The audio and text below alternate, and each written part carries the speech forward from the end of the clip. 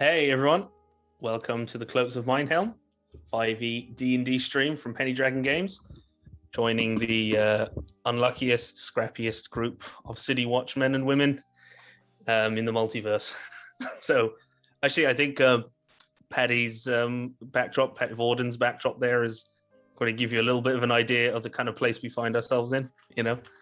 And yeah, we've got a great new overlay done by ours truly, Christian. The man, the MVP of the stream, the man, the man without which we would just be sort of, I would be screaming into the void, you know. So I'd just be shouting and killing these poor people to no, you know, no applause, you know. That's terrible. I thought you had that scheduled for Tuesday.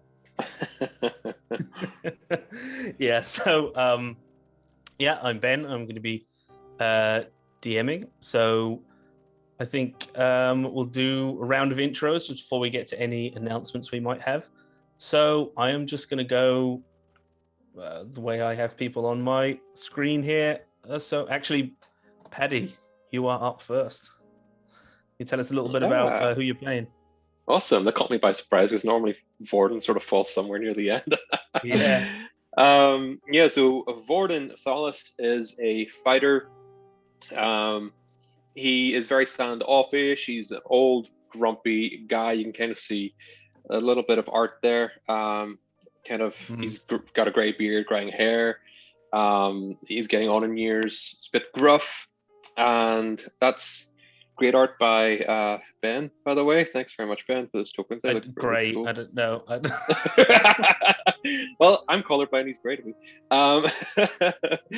But yeah, he is kind of. Oh no, I was saying great. No, he is grey. Yes, he is grey. Yeah. Gotta. I was kind of bluffing my way there. I'm glad I got it right. Yeah, so he's coming to terms with some things. He's been in the Brown Cloaks for a while. He's been around the block a few times, and he just generally gives the impression he doesn't care. But sort of like he may care a little more than he likes to let on. He loves food. He loves making sure that, you know, his philosophy is, as long, you know, we're all in a really shitty situation here, but if we can find a little bit of food and make people happy, and you know, it can make a big difference. So he kind of likes picking up bits and pieces of food if he can when he finds them. And he's sort of been doing a little bit of magic that he's kind of caught him off guard a bit, and he can't really work it out. He's not so sure what's happening there, so he may or may not be developing a few spells. Yeah, and last week, because Paddy couldn't join us for the last couple sessions, but in my attempts to try and kind of roleplay Vorden, you know, reasonably well, he had given his wine away to Brother Barnifer, and I think with all the horrific, you know, shenanigans that have been going on down here, he's been really missing that wine. So, he's been waiting for Andy to grave rob some wine, but you know, it's only been shiny things so far. Andy, no wine. Andy, come on, what are you doing? What are you playing at, Andy? I'm trying. I have been trying really hard. Daryl will confirm. I have been working really hard. Yeah, confirm how hard Andy's been working. So next, Kyle, who we got? So I am playing our wizard, our half-elf wizard, whose name is Transcribe. He's a mischievous kid who likes magic just a little bit too much, and has. I think that's the best summation of old Pouches, as he's sometimes known. I don't know. I think the best summation of Pouches is a 12-year-old with a box of firecrackers. If those firecrackers dealt 8d6 fire damage on a, you know. Yeah, exactly. Yeah, a 12-year-old with a necklace of fireballs is. Yeah, that sums it up. Cool. So moving on to Big Sis, Michaela. Hello, I am Michaela. I'm playing Navani. Excuse me. And I am a paladin of is it Celestra? I always get that wrong. Paddy could give me the exact pronunciation. I've been saying Celestra. Celestra. Yep. So she is training at Lore Keep. She's currently on sabbatical because her dumb younger brother has gone into the Brown Cloaks, and she needs to make sure that he doesn't get his ass kicked. Well, by anybody but her. By anybody but me. Yeah, that's true. There may be ass kickings, but yeah. Yeah. The sisterly certainly going to be beatings anyway. Yeah. Fona, what can you tell us about Andy? So I'm playing Andy, who is a young human rogue. She's here on work release from prison, not exactly voluntarily. And she's currently trying on the down low to get that pretty bracelet off her wrist. So she's got a special stone that's going to lead her to a quest to get that off, hopefully. And she's a bit handy, as the chat has been saying in the last while. She is a bit of a klepto, let's face it. Handy Andy. That's her. Yeah, and actually, as of a bit of exploration in the catacombs for those who are just joining us now, is doubly cursed with a sort of a minor curse she picked up from one grave robbing, disadvantage on strength checks and saving throws, and having not learnt her lesson, robbed. I mean, look, how could you not rob the big fancy tomb with the noble on the horse, who was seemingly buried with all of his enemies, which is maybe not a great idea. And you got a bigger curse from that, and now Andy is suffering from potentially life-threatening hunger pains. So, last but not least is other sort of magical house arrest bracelet, wearer, Boyd. All right, folks, I'm Boyd, and I'll be playing Durrell Stonehelm. He's a dwarf pugilist, a homebrew class, written by Benjamin Hoffman, right? Yeah. Yeah, and he's sort of like a strength-based monk. He's young for a dwarf of the age of 70. He's pretty darn naive, and he gets uncontrollably agitated when he dungeon crawls. He loves tales of old adventurers, and he likes to throw hands and swear a lot. Yeah, and he always watches the ceiling. Well, yeah, if things climb in the ceiling, then you watch. He does now. At Yeah, all. it's too late now. But I saw just day before yesterday or something. Great content, small independent content creator. The Arcane Library had just released a preview of their next adventure, and they had made a monster for it who was more sort of environmental than combat based, called the Ceiling Creep. So I was like, man, more fuel by the signs of things. Kelsey from Arcane Library could have released that just a few weeks earlier. I would have a Ceiling Creep. I'm sure. I'm sure I've come across a few ceiling creeps in my time anyway, for sure. Could almost guarantee it. Yeah, so I think my joke of the week goes out to the guys who wrote Unearthed Arcana, and they've just released the Hippo People, and it's the GIF versus GIF, and they argue among that as a race. Oh no! They butt heads, literally. I saw in relation to that, actually, somebody had put up what I thought was brilliant. They said they'd saved this comment, from a Reddit post where there was the whole thing had come up with it. Oh, the guy or whoever invented the GIF format says it's pronounced GIF, and then the someone had highlighted the comment where it was like God himself could come down from heaven and tell me it's pronounced GIF, and I'd be like, yeah, sure, whatever you say, Jod, as I walk backwards into hell. Yeah. Whatever you say, Jod. I love it.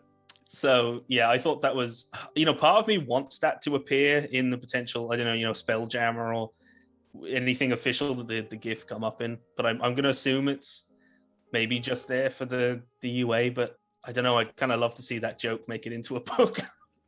Yeah. But, if it doesn't, anyway, it's going to be on my table. Yeah, it is. That's going to be canon. So, I think with intros out of the way, I'm not sure if we have any particular announcements, news that we want to highlight before we Not a kick whole off? lot of news. Just a few announcements and shout outs. So shout out to everyone who helped us with the Kickstarter for Megafolding Gothic Horror. Yeah. Yeah, it just finished. I think we finished just short of 500 pledgers, and it was a little over £12,000. Am I right there, Kyle? Yeah. Yeah. So that's what, about $16,000 roughly. Mhm. I'm really bad at conversion, so forgive me there. Yeah. But Well, yeah, such and such. It's about 14,500 euro, I think. I checked on my end. cool. So yeah, Yeah. that did quite well. Thanks everyone for backing us on that. Really appreciate it. And just even for anyone who just gave us a shout out, whatever, fantastic. Mhm. And we aim to have the PDF out in good time for Halloween. The print will most likely run over that, just because as we're learning from the previous Kickstarter with Pirates and Seafaring, there are shipping delays all over the place, not just internationally. So even though we get those printed in Toronto and then shipped down to California and then shipped out from there to people, because our fulfillment center and warehouses in California, it's even that just crossing from Canada into the US is like taking a lot longer than it normally does, even though it's not technically, it is international, but it's all on the same continent, But anyway, that said, hopefully it'll clear up soon, but we'll keep people posted. Another shout out to Christian for our awesome intros on our streams. I've been seeing several of them. I just saw the one for Cloaks a minute ago. You guys probably saw it. So the producer for our Twitch channel, Christian, did those, and they are absolutely phenomenal. And he also did a bunch of new layouts, and they look awesome too. So big shout out to him and all the hard work he does in the background. And that's it, really. Yep. So Thanks, guys. Christian. We appreciate it. Christian. But that's it for me. Cool. Okay, cool. So, sorry guys, I just sorry, yeah. I was just re-looking over my notes just before we kicked off because as we get into it, there's just a couple of things that where we ended up the last time, as I explained to the gang before we went live. When Andy raided the noble's tomb, I created such a, I mean, it's not overly complicated, but I just created loot tables for myself where I was rolling. Like I could have been like, okay, in this loot category, there's 3d20 plus 10, but instead I'm like, no, it's 2d10, 2d8 and 3d6 plus blah, blah, blah, like terrible idea. So I went and rolled all this gold and the art objects and whatever else. And then once I got through with that and telling Andy what she found in like money, I forgot to mention the magic items that were in there. So I'll have to jump back a bit and dish them out. Yeah, so without any further ado, let me just drag you guys across. So last week, we left off where the group of Brown Cloaks, our party, have been exploring the catacombs beneath Minehelm on the, not orders. It's outside of their duties as Brown Cloaks, but a Judge Magister of Lawkeep, the institution to which Navani belongs. A Judge Magister is one of the highest ranking in the organization, or at least of the militant wing that of arbiters that Navani belongs to. And Lawkeep oversees, the regulation of magic, essentially. So, they concern themselves with, effectively that magic shouldn't be just something that anyone should be able to practice freely. It's far too dangerous, or, it has far too many consequences. It's very powerful. So, Mornstar, or Yarnold Mornstar, this Judge Magister that you had a run-in with before, came to all of you and had said that beneath the city, because people have been noticing strange things going on around Minehelm, particularly in the underways and the levels below the cobblestones, and in the catacombs beneath the drains, the neighborhood where you patrol. a necromancer is buried centuries and centuries ago. But some seals that were sealing his tomb seem to be failing, and some of that necromantic energy is leaking, sort of radiating out like a toxic waste barrel with a, an askew lid. Is just sort of radiating, out and up. And so there's been lots of disturbances in the deeps. And he gave you a silver rune engraved stake with which to go and find this necromancer's tomb. He doesn't know exactly where it is. It's deep in the catacombs. Find this tomb. Drive the stake into the necromancer's semi-mortal undead flesh. And then while you're at it, also get a knife and cut out his heart, which Mornstar and his few companions at Lawkeep that he can trust can use that to forge a new seal to reseal the tomb. And he came to you with this because he essentially said that he thinks that Lawkeep is compromised by some of these dark forces that are working in the shadows underneath and around Minehelm, and you're outside of all that, and you did a good deed for him before, so he doesn't think you're involved in any of that. So with that, you have ventured onto what is basically the third, well, it's actually the fourth level that you've descended, but more actually, because there was you essentially got into the top layer of the catacombs, but there were still one or two members of the public. You've gone down a layer, and then we got to the actual maps, and so you've essentially gone beyond that, one map, two maps, and then onto this third map. So you have been venturing deep into the catacombs, and you're a little bit roughed up. And just before we get back into it, so Andy, where did I put that in my notes? So in the catacombs, bear with me. Sorry, accidentally, in trying to open up my little notes document with the loot, I closed it, which is, exactly what I wanted to do. So in this, but actually, I think I might have told you anyway before, but anyway, in this tomb, as well as the money and the antiques and the gems that you found inside, immediately identifiable, because with any kind of potion you can you can taste it and get the measure of it.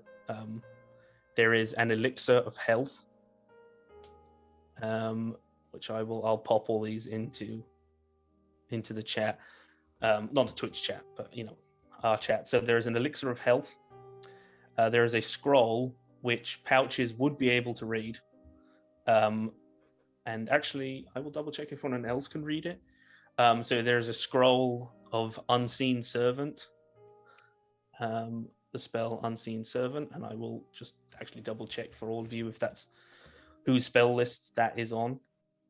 Then two things that you're not exactly sure what they are, but one is a little metal cube. It's kind of featureless for the most part, but when you turn it to the light, there are subtle carvings in it. It's very small. It's about this big, but it's warm to the touch, and it's radiating warmth. Anyone standing within about 15 feet of it, it's pleasant. This place is, you've gotten a bit used to it. It's only when you're standing in the little sphere of warmth that this is creating when you realize kind of how cold you were, deep, beneath the earth. There's a chill down here, and it may not even be entirely natural. It's this kind of place that carries this dread energy. But yeah, as you hold it, it's warm. It's sort of body temperature, this pleasant, it's pleasant heat. And then there is also just it's a little pearl very small, a pearl, but it does appear to be giving off magic because these were items that when Pouches had his detect magic up earlier, that they were pinging. Yep. So that was things that you found in that tomb, and then the last thing we were doing was, after considering a long rest, you decided to instead you would clear the rest of this map, clear the rest of this level of the catacombs before taking that long rest. So last thing we were doing was heading off into the darkness. And actually, let me put the aura back on Vorden. So Andy will have passed pretty much all 4 of those magical type items, the potion and the 3 magical items, or the potion, the scroll, and the 2 magical items, I suppose. I'll have passed them straight to Pouches, because Pouches would happily take all 4 and just sit down on the floor and just start doing a little casty time to identify. I'm presuming the scroll and the elixir, he would know what they are. You would know, yeah. Potions, assuming you can spend another 10 minutes and do identify if you're not going to, because you can sip a potion and learn its properties, but it's up to you whether you want to. Yeah, Kyle, when did you get that pearl worth 100 GP? I think we got it in the cave. Do we have one? Yeah. Yeah, I think he got one. I found one very in start. the caves. Yeah. Remember when we went into those caves with all the troglodytes? The smugglers, yeah. Oh yeah. Okay, good. Oh, there he goes. Oh, there we go. Load, yeah. I think Smugglers. That's what happens when you sip a magic potion that looks dodgy. yeah. You fools. So while we're waiting for Kyle to get back, and if he's going to be doing identify, in this area, we stabbed 2 of the tombs, didn't we? And we got the bloody sword. You did. Oh yeah, I should probably explain that to Paddy. In these tombs, essentially the on the plinth of this noble, he's up on a war horse and he's got a sword up, and there was a lot of talk of him vanquishing his foes and all this, and then once he'd vanquished all his betrayers, he was able to then he could open his house to the loyal. So above where the heart would be on each of there's a carved stone relief on the lid of these tombs, and above where a heart would be there was a slit, and they noticed that it was about the width of this rusty sword that was in it was just kind of a display. It was like just a piece of metal, it wasn't a forged sword. So somebody got it and stabbed the sword into the tomb, felt a body, felt flesh.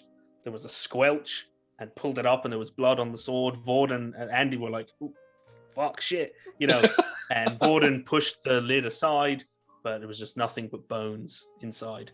And on top of each of these tombs was a torn heraldic banner.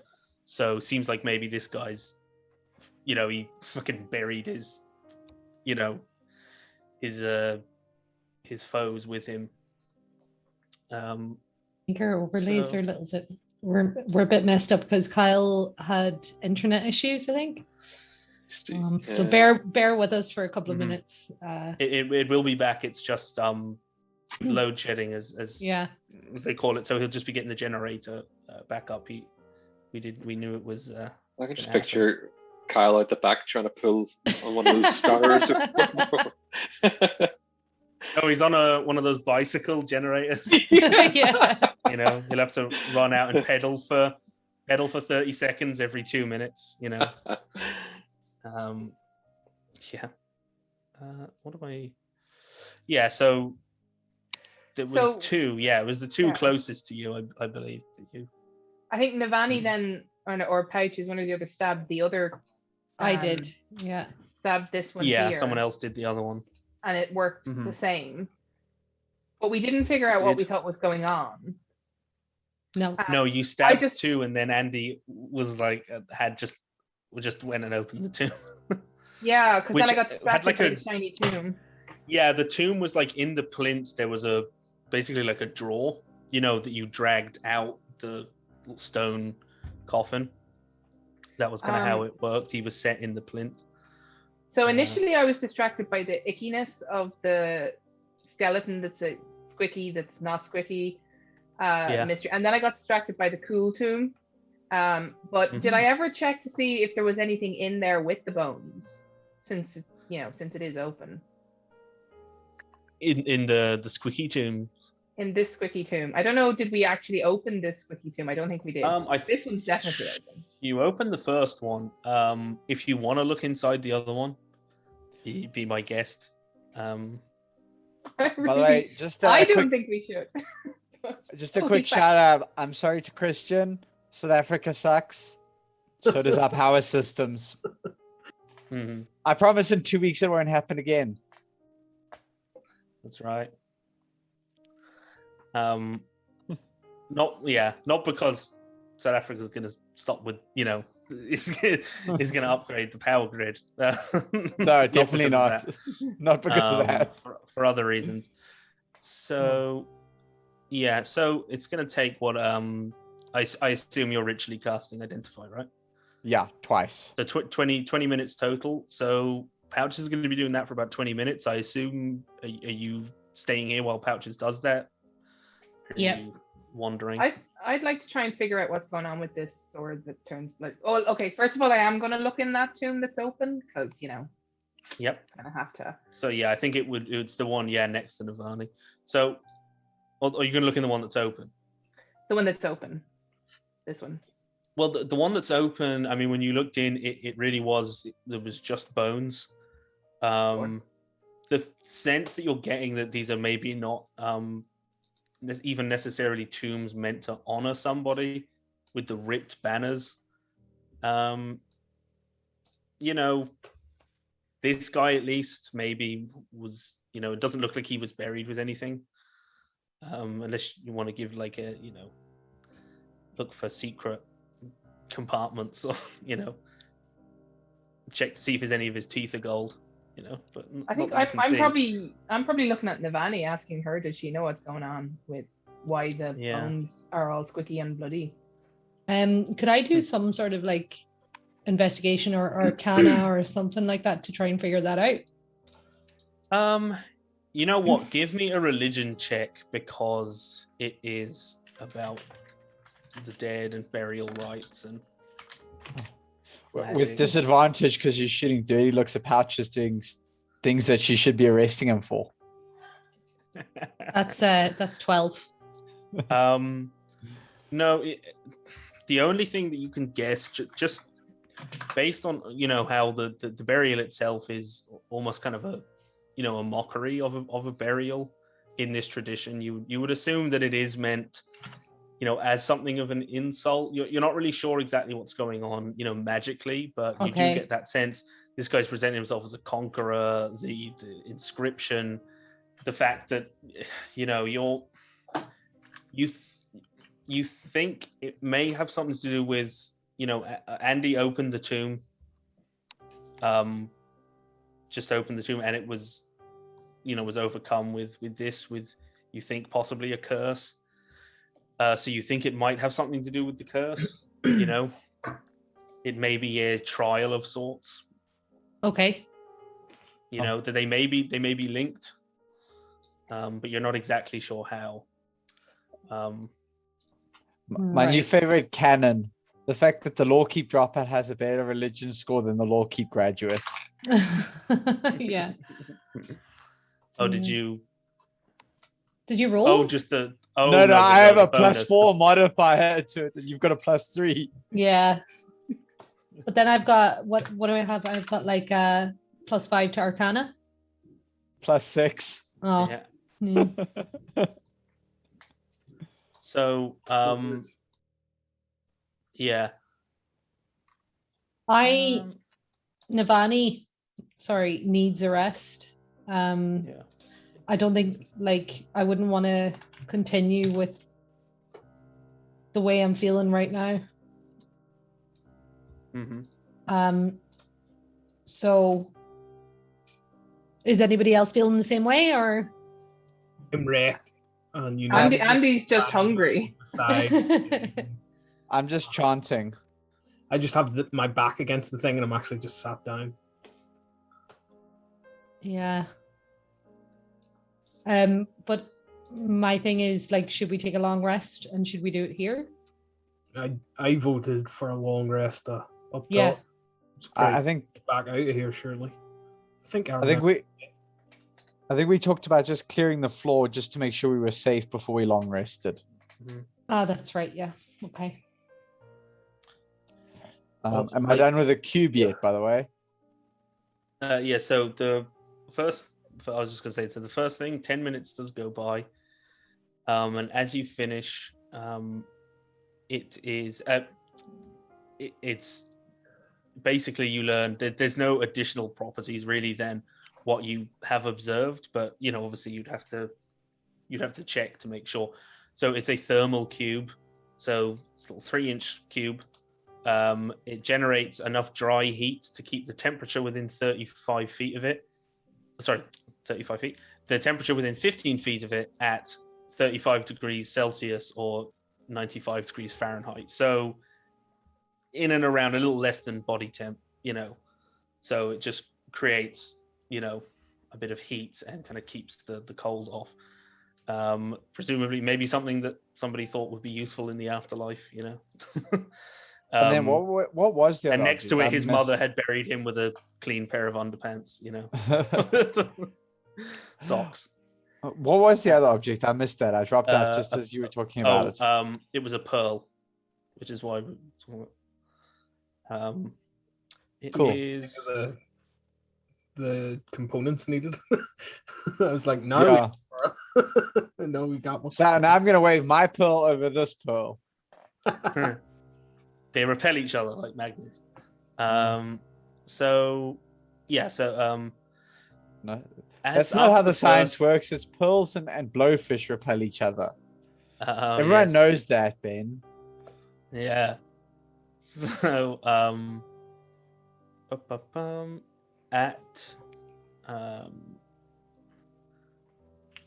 at the end of that 10 minutes, as you're just kind of looking around, you wait for Pouches to do his thing, and while he's about to begin the other one, in this loculi, in this little alcove here, in this one,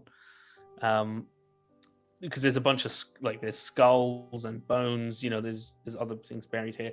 You're kind of looking around, and it's like you only when you notice from afar there's something glowing there, and for a second from across the room you see one of the skulls, where all the skulls are, there is a ghostly head of that farmer, and it's just staring at you. Blood is pouring from the stump of the neck and starts dripping onto the floor, and it's just staring at you.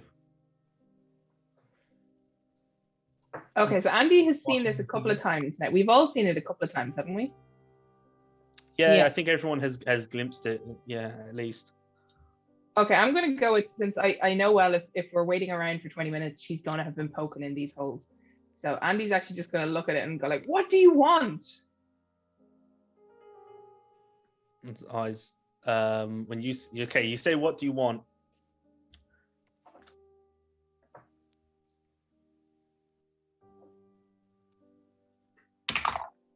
I don't know, want all my loot back.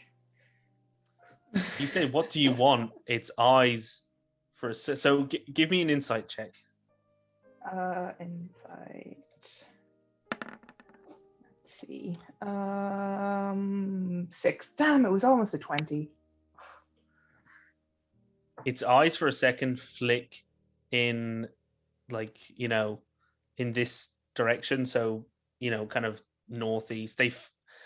As you're looking at the head, its eyes dart to your, right. Just for a second, they flick, almost like they couldn't hide it when you said, "What do you want?" They kind of looked in that direction.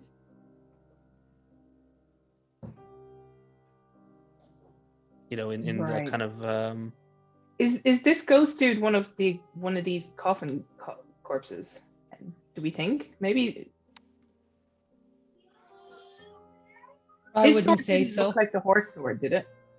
His fancy ornate sword didn't look like the sword we.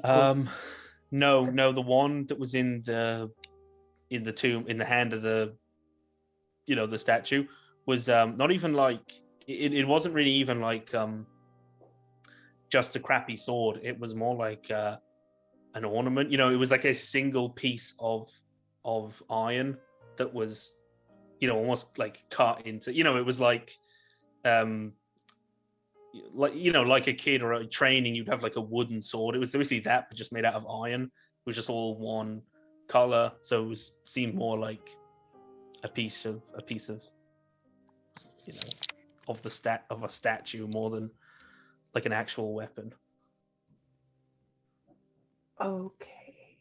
And the one he has, you know, it's because he's, you know, he's a little translucent, so, you know, it's not sell exactly, but it is a nice. So the metal of the sword is engraved, and, you know, there's like, it's a bit difficult to make out, but there are pictograms on it, and the pommel is like this, you know, very ornate. It looks like it might be a sun or a star or something, you know, and it's just this very like very fat. It's the kind of sword that you'd see in, you know, one of Dorrell's books of tales of great, you know, adventurers, and, you know, that kind of thing, you know.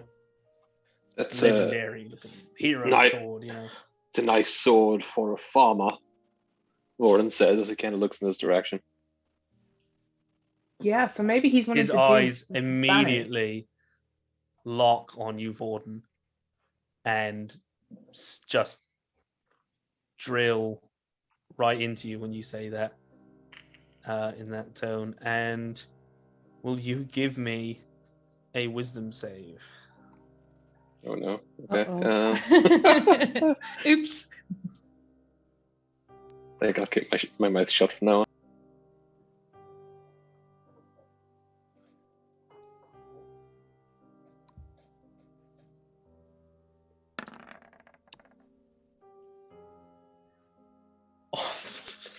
Oh, what a save. Oh my god. A whole Okay. 5. I get the feeling I know what's about to happen here, and I hope I'm wrong. Oh, Vorden, you idiot.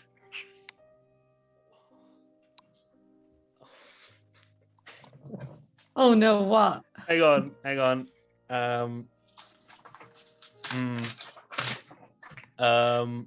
It's gonna be very funny.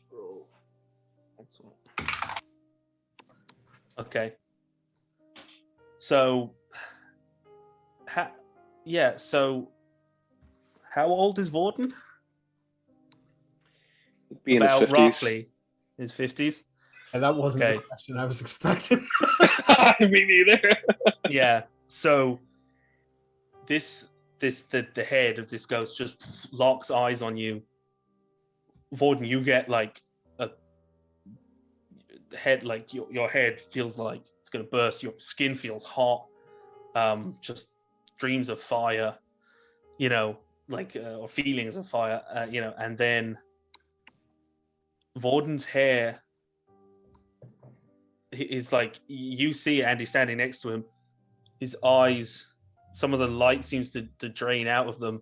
The crow's feet around his eyes deepen, and his face gets craggier. His skin sags a little. You see it on his neck.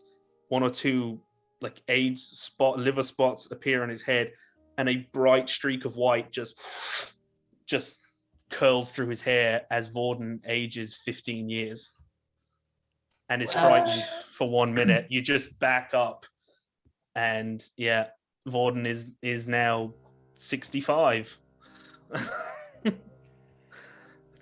But still, What happened? His rapier has suddenly become a walking stick. Retirement is what happened.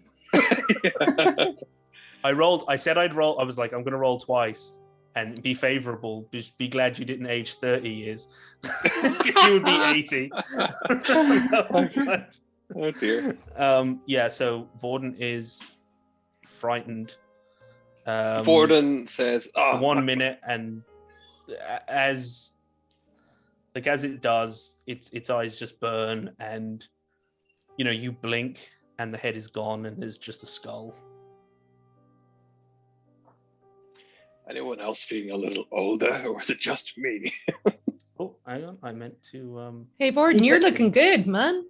You've got this really wicked cool white streak now. He's got like a melon looks, streak. It yeah. looks like He goes to be like, so awesome. "Why, thank you," and he goes, "Oh, my back." Oh. Yeah. Yeah, it's like, yeah. It's unfortunately what happens when you fail a ghost's horrifying visage by 5 or more. You age 1d4 times 10 years. I just But I think split the difference. we're in a little bit of trouble here. Mhm. Like more than normal. By the way, does anyone have anything that isn't seaweed or fish? Because I'm kind of getting sick of the taste of seaweed and fish. You just ate. And Yeah, sleeping but in this place. Let's go. I'm hungry. At this point, Pouches, the identified 10 minutes passes. So, a couple of weeks ago, I think I did get special dispensation from, Paddy to use certain items that may be appearing in not yet published material. So this pearl is a favorite item of mine from Aizendore's Vault of Tragic Treasures, designed by Pouches himself. So yeah, I know. I'm small... doing my own item. I thought I was getting something else. Yeah, exactly. Look, I'm not going to lie. That's part of the reason I put it in there, because you're going to think it's a pearl of power. Yes, I totally did think it was. Exactly. No, but I think it's really cool. So this pearl faintly glows. It's covered in swirling black script. So when you kind of identify it, the script appears. It is a pearl of tongues. Pearls were actually originally created for ambassadors and travelers to distant lands. So placing the pearl in your mouth and crushing it between your teeth, much like a mint, grants you the ability to speak, read, write, and understand the language instilled in the pearl for 24 hours. And this pearl is a pearl of tongues that grants you the ability to speak Celestial.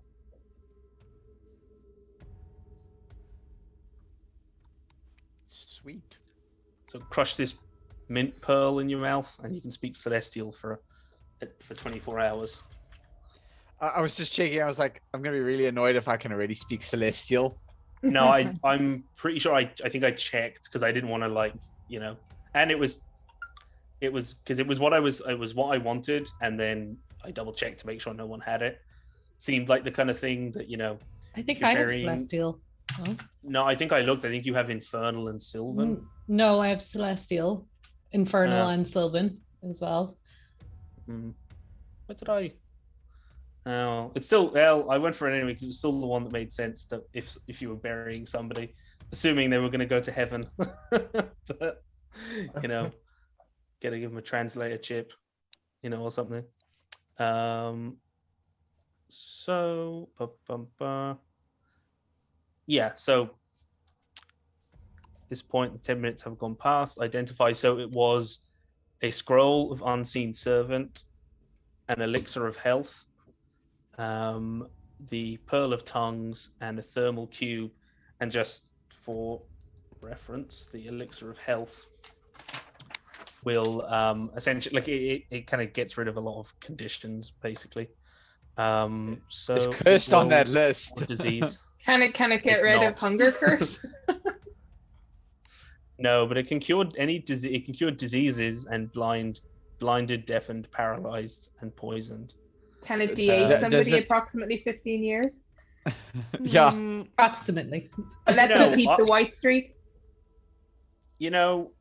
I think I'm gonna say.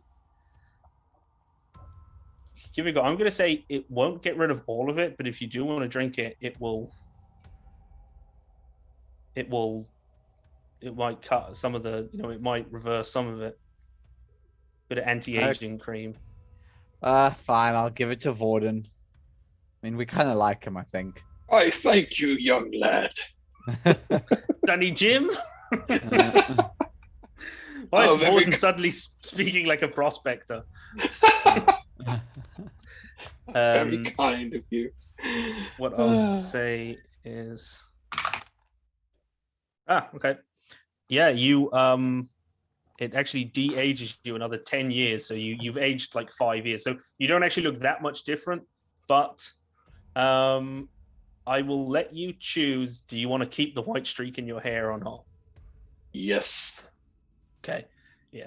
So that was kind of more so. I did that more so from fear and shock. So yeah, he is now not so much an old man, and he's retained some silver fox, looks. You've aged about 5 years. Don't you mean Silver Street, Matt? Speed stripes. Speed stripes. Yeah. So He kind of like stretches and his back cracks in a sickening manner, and he releases a sigh of relief, and he seems to stand up a little straighter than he had been, and he thanks. Was it Andy gave him the elixir, or was it Kyle or Pouches? I'd given it Well, I over think to Andy Pouches to check. had handed the stuff off to Pouches to identify. But thank you both very much. That helped immensely. Still got that wicked white streak, dude. Looking good. He looks in the using the blade of his sword, and he's like, "Yes, why? Thank you. I am looking pretty fetching, if I do say so myself." I tried to do this once with a piece of white dog shit I found in an alley, but it wore off quickly. Yeah, it's a pity it didn't help the smell.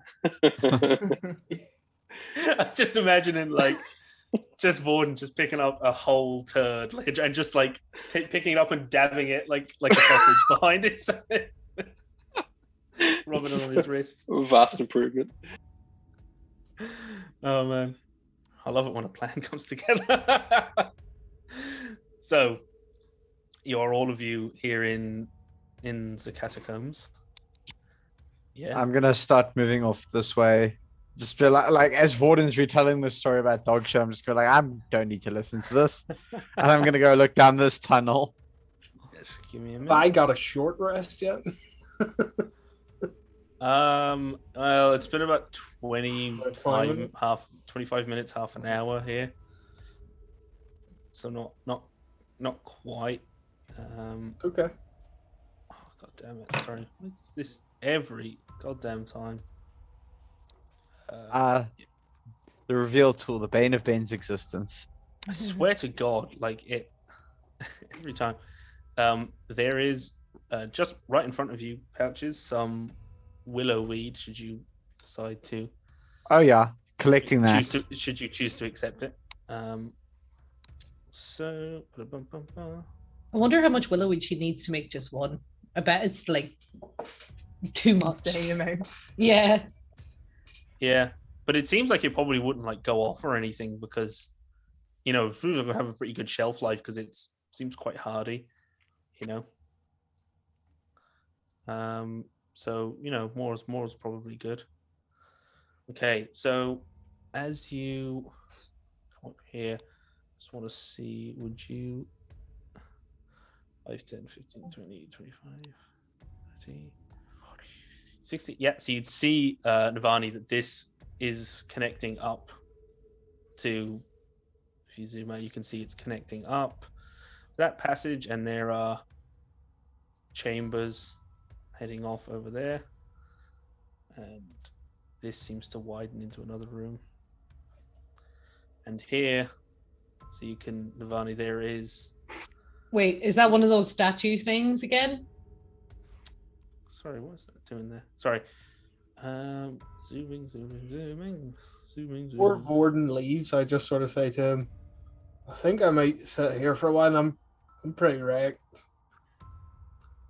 Yeah. I'd say if you stay for another half an hour, you'd probably get a shot because you actually really haven't done anything in the half an hour.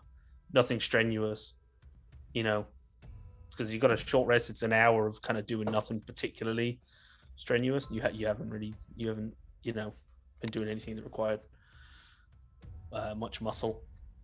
So yeah, here, Navani, there are two tombs.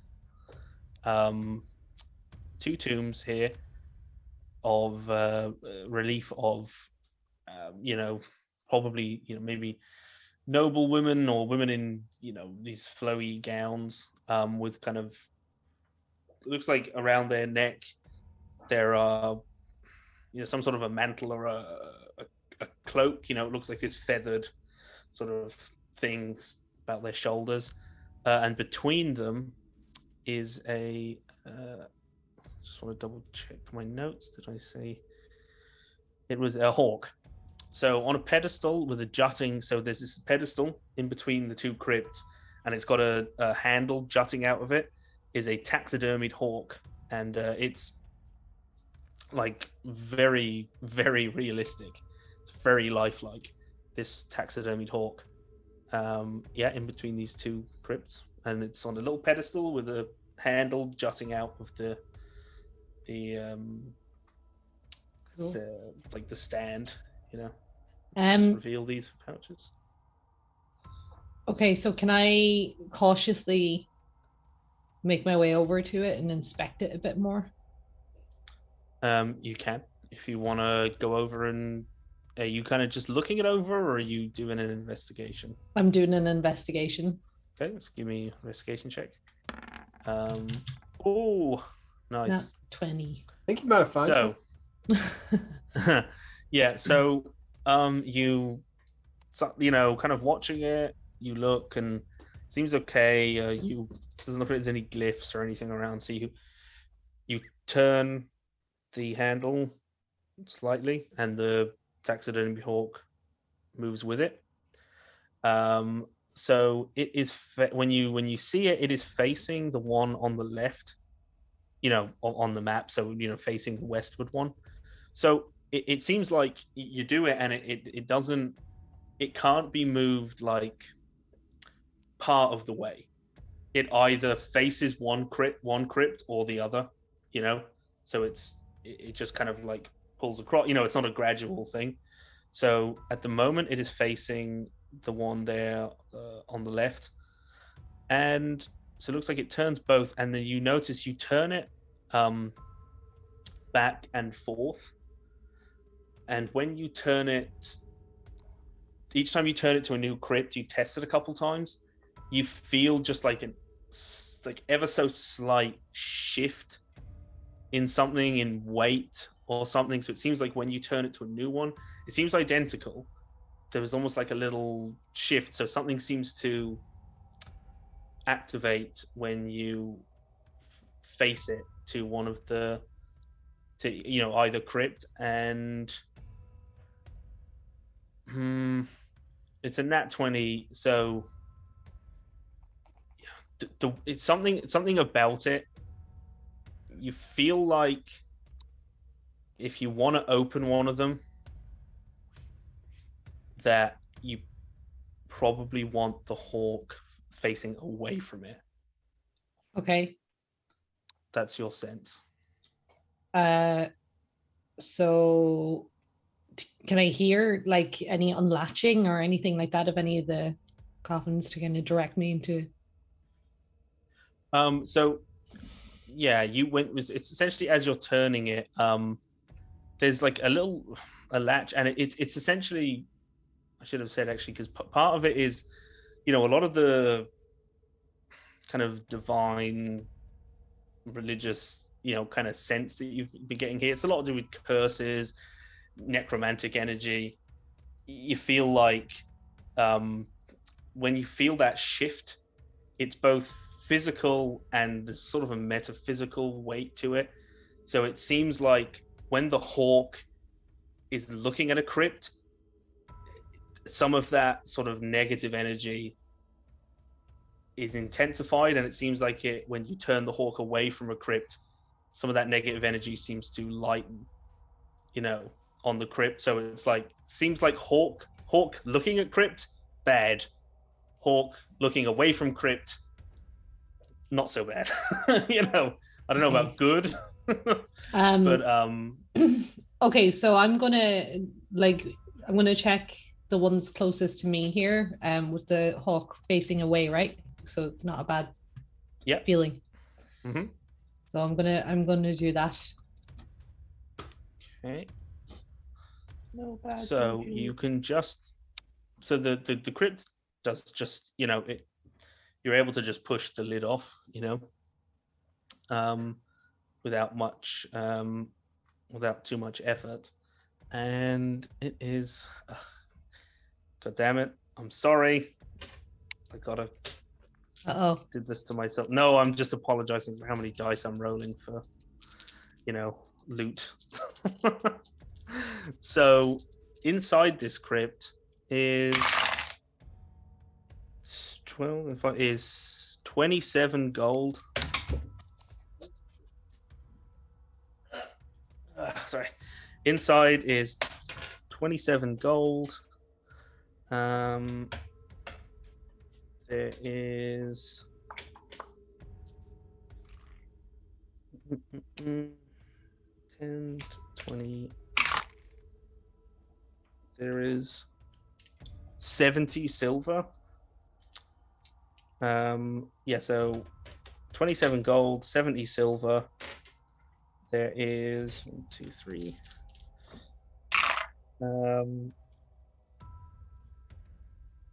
Gemstones worth 41 gold. And then there are 2 objects, one of which is worth, and I will. So one is, I'll tell you how much they're worth in a minute, but 1,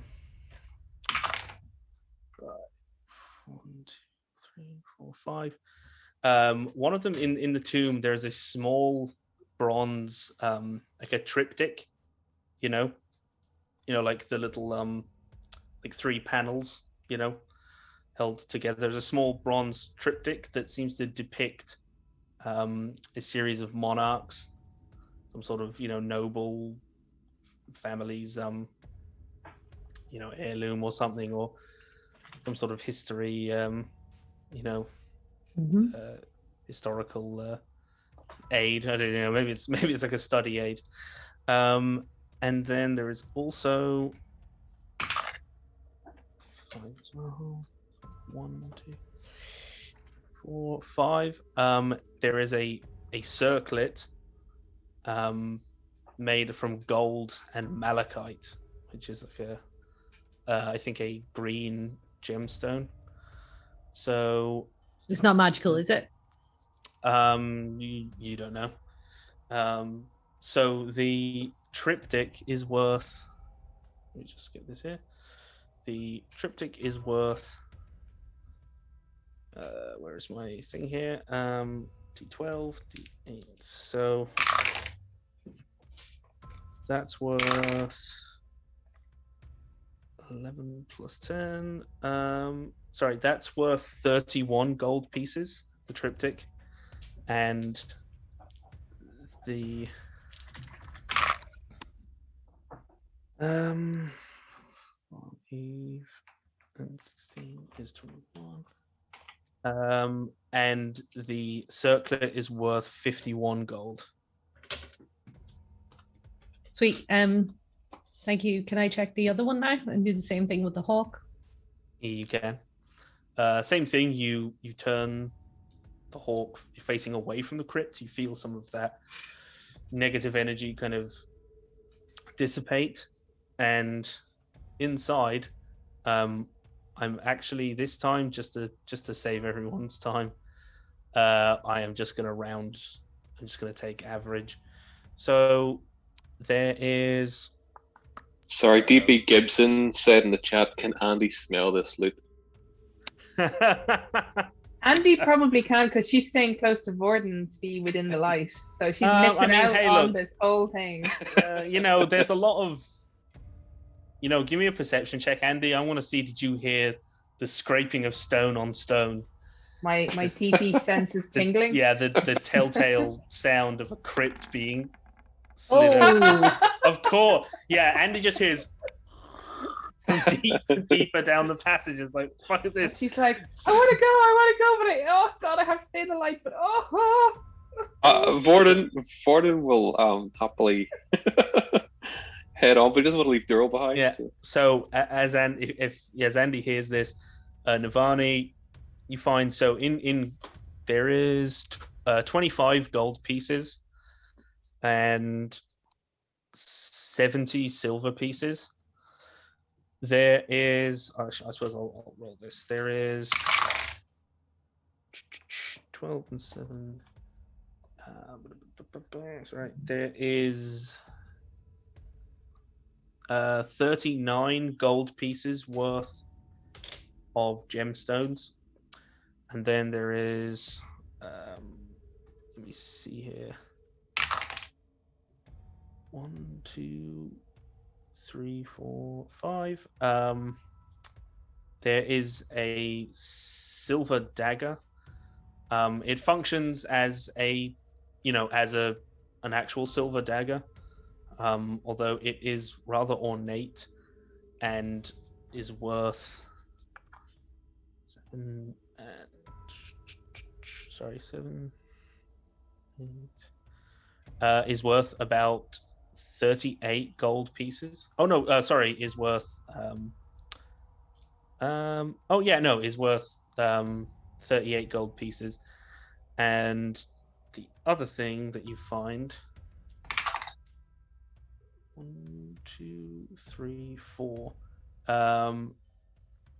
is an embossed a gold-handled ivory comb, and in the same style, so gold-handled ivory, an ear spoon, which for anyone who doesn't know is like an old and an ancient world device for getting rid of earwax. So it's some sort of like grooming kit, so there's literally this long little spoon. It was like just a little spoon, so you would just dig out earwax. Why would somebody bury somebody with that? Like, well, I mean, Vikings went into battle with their comb and their ear spoon and their, all their grooming kit. So presumably they wanted it for Valhalla. I don't know, look nice. Maybe they knew someone like Vorden would come along one day. Ear spoon sounds more like a torture device than like a grooming device. Well, there is also a pole arm, which is called a Bohemian ear spoon, and it's like a massive like glaive, like spear thing. So there is that. And sorry, that is worth sorry, I've inflicted my tables upon all of you.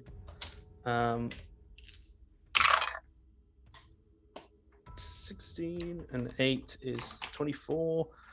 That ear spoon and comb set is worth 54 gold pieces. Holy shit! Okay. It looks pretty clean, but I mean, yeah, it's a really nice comb. I mean, it's some kind of ivory. What it's from, not sure, but it's in good nick, especially for something that it was probably never actually used on anyone's hair or inner ears. It was too nice for that, but it is a sort of a ceremonial piece. But cool. Yeah. Once I finish with that, I'm going to scoot right over next to Pouches and like follow along. Make sure to keep him out of trouble. So sorry, what is anyone else? Other than the discomfort of knowing that thieving was happening just out of reach because of the darkness, Andy is going to have sidled up to Gordon and sort of said to him, do you have anything to eat? Any food that's not seaweed? I'm afraid all of the nice stuff I give to the quartermaster. However, 1 second, and Vorden produces some rations and offers them to Andy, and they are just general like dried meat, not of the fishy variety. Mm-hmm. Okay, so she's going to be like, cheers. And Andy, who is someone you've only ever seen eating like picking at food, is going to like devour those rations. And Vorden's like, whoa, slow down there, Andy. Is everything okay? Oh, these taste pretty good, man. Yeah. So you ate some of the fish. I'm gonna say, that counts. So that will, every hour that passes, I would have asked you. So it will be like at the end of this hour, you'll still be hungry, but I won't ask for the exhaustion check. So that'll carry you through, just because I don't want it to be like, wait, okay, now the hour, eat the, but for every hour, Andy has to eat a day's worth of rations, or else she will risk exhaustion. And Gordon's that is kind of. Oh, sorry. Go ahead. Sorry. Sorry, I was just asking. That is a curse, right? You would assume, yeah. I would assume. Sorry, go ahead. I'm trying to figure out if I have anything to help. No, it's just say. Not till 9th level, I don't think. For a Gordon parrot, is 'cause it's in the standing third there as with well. one of his rations gone, and it was gobbled in less than a few seconds, and he's just a little, whoa, didn't expect that. And he kind of like quickly tucks the other few away. Like, That's thanks, not what I man. thought you meant, but yeah. Can I ask a wee question? Yes. What is Vorden's passive perception? Good question. I also wanted to ask, can Durrell see in the dark? Yeah, He can. he's a dwarf. Okay. It's 11. That was the exact DC I set. So you notice at this point, Durrell has a massive grimace on his face. His teeth are clenched, but there are tears just streaming down from his eyes, and you can just sort of tell that you want to go, and you look over at me to obviously try and get me to go or something, and that's what you see. So yeah, Vorden looks over at Durrell and catches maybe a tear in the glint of the moon-touched blade's glow, and he's like, what's going on here? He's kind of whispering to himself, and he kind of slowly walks over to Durrell and says, Durrell, the others have moved along and we should probably join them, but is everything okay? And he's trying to be warm, but maybe not succeeding. He seems a little awkward. I don't know, man. It just wasn't supposed to be like this. I thought there'd be damsels in distress and fucking dragons or some sort of reoccurring big bad evil guy. Instead, we're just down here risking our fucking lives for 2 bits. So Andy's going to take out Ember and kind of hold Ember out towards him. Like, do you want to hold the kitty? Lion King style. Like, yeah. Aw. Little paws dangling. Yeah. Aye, that might help. I hope you're not eyeing up the kitty now for food. Or as Not quite food. that desperate yet, anyway. Does Ember, A little bit sheepish, and he tries to pick up Ember. Ember doesn't resist the 1 iota. She just sort of, lets you pet her or cuddle her. Or... Starts making biscuits in your beard. Does she purr? She does. Aye, all right. Well, let's go.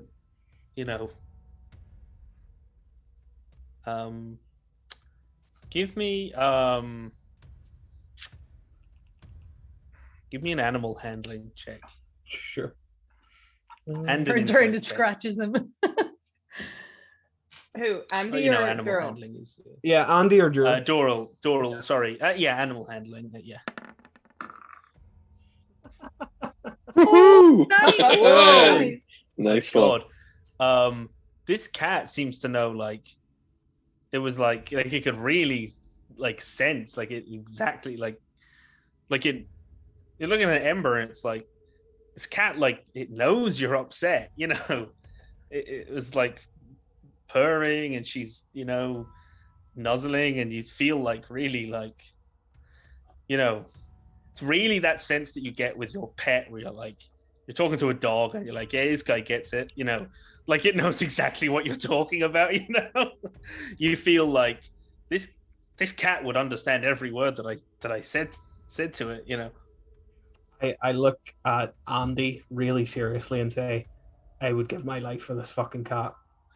I will protect it. Ember is awesome.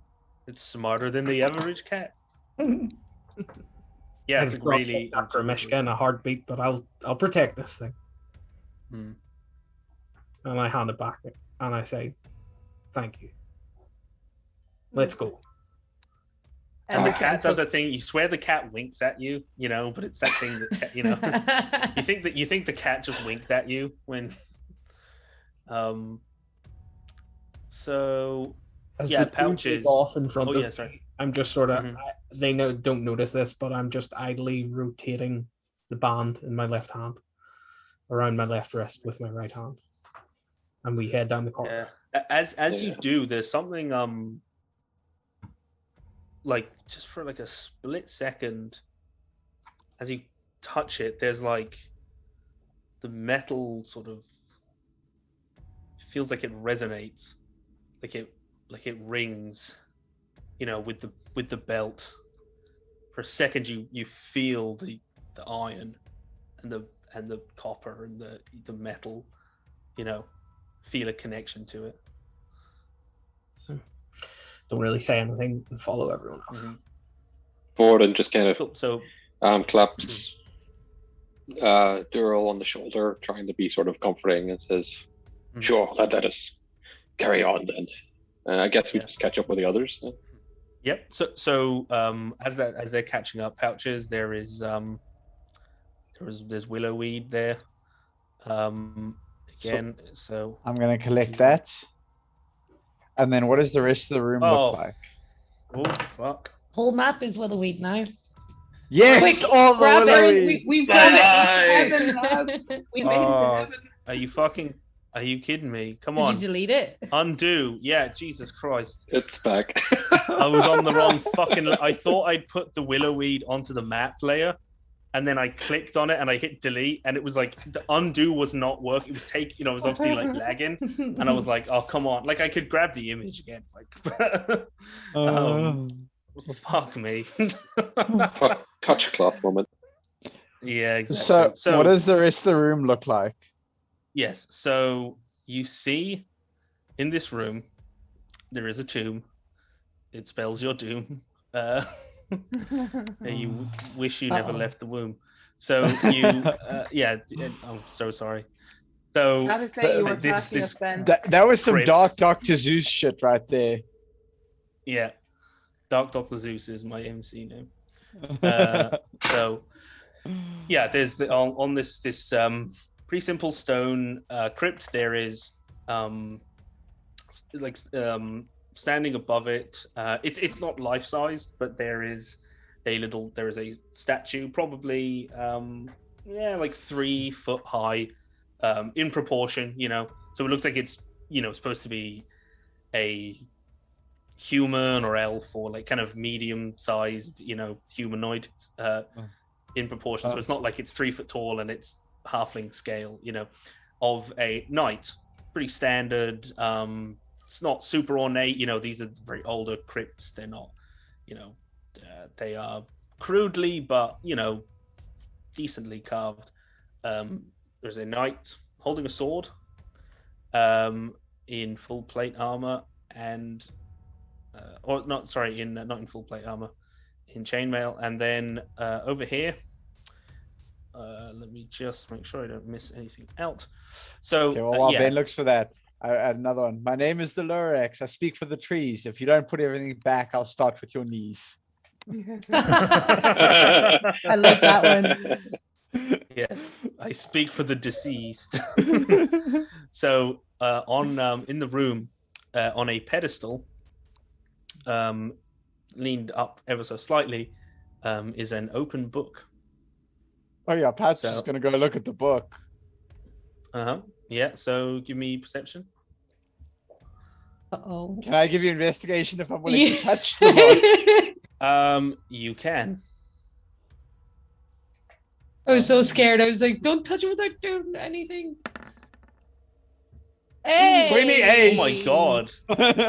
I know everything Blowing about through all the the book. checks. Yeah, I'm like, god damn it, I was like, she rolled a nat 20 investigation. I was like, I basically have to tell her how to not get cursed by these crypts. And I was like, nat 20 animal head. I was like, so, yeah. Damn it, Andy.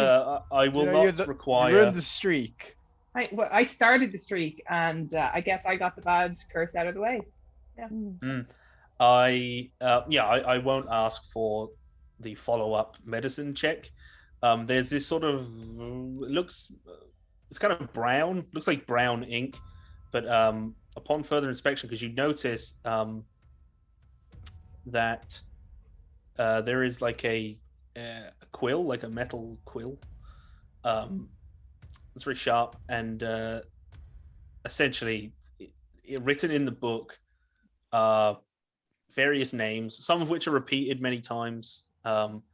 Some first names, some last names. Some just a given name, some a full name instead of but they all appear to have been written in blood.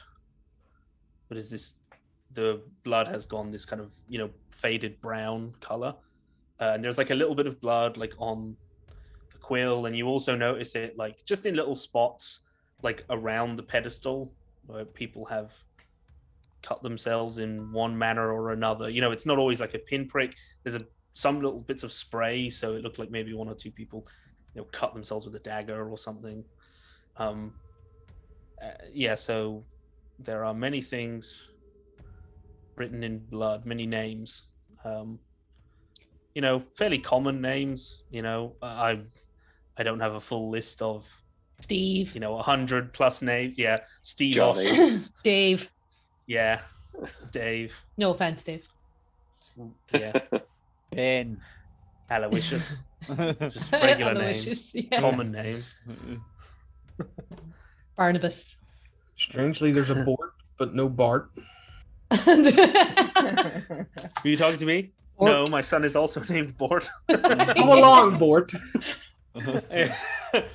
It's like we've run out of Bort license plates in the gift shop. I was watching that actually quite recently. Lots of names written in blood, it seems. Okay, I'm In the gonna book. leave this alone because it doesn't seem like fun. Yeah, it has the the air of a visitor's book, just on the little pedestal, bunch of names, On the third level down of a crypt. Visitor's book. I'm gonna leave and move on to the next room. So, the next room is Give the far audience as a you can chance tell. to see if you delete the map again. yeah. The next room is, as far as you can tell, identical. Nope, not going in there. Gonna move on to the top and look down both sides. Yes. Oh, I'm just gonna say actually, because you would have looked into the you would have seen into because you would have seen into this room down here, Navani, in the bottom left. Just because you would have seen down the corridor, you can see that there is a staircase going down in that little part. I just realized because you would have seen down the corridor. I know you probably wouldn't have necessarily seen the stairs, but if you had stood up by the corner, you would have seen it. If you craned your neck. Has nobody got any ideas about this? I mean, with great discovery comes great danger. Book of Blood, you mean? Can I tell what this may have been used name in for? there, do you die all of a sudden or something?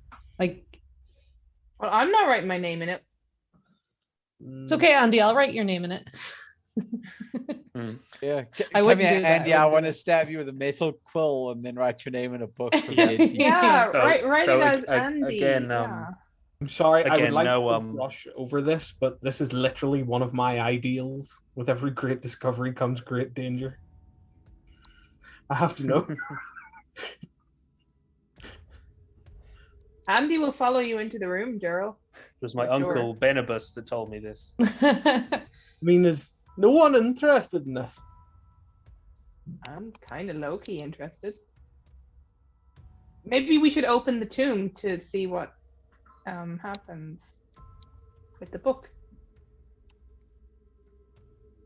Oh God, I'm pretty torn here. I mean, let's go right tits up awful quick, but And Pouches, each of those rooms is effectively identical from what you can tell. what Do was all the the- name of do the other- blue from the brown cloaks? What'd you say, boy? What was the name of the bully from the Brown Cloaks who picked on Prince? Dag. Dag. All right, Dag's name into the book.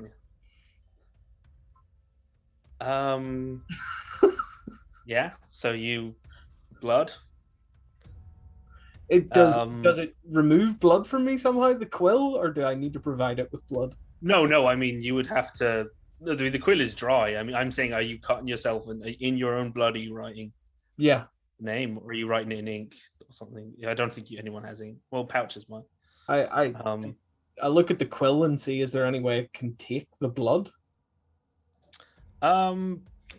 There's a few blood stains on it. It's quite, it's pointy. It looks like some people probably prick themselves with it. Oh well, I mean, it looks like a quill would take blood as it would ink. Yeah, I mean, but it doesn't look like it's gonna.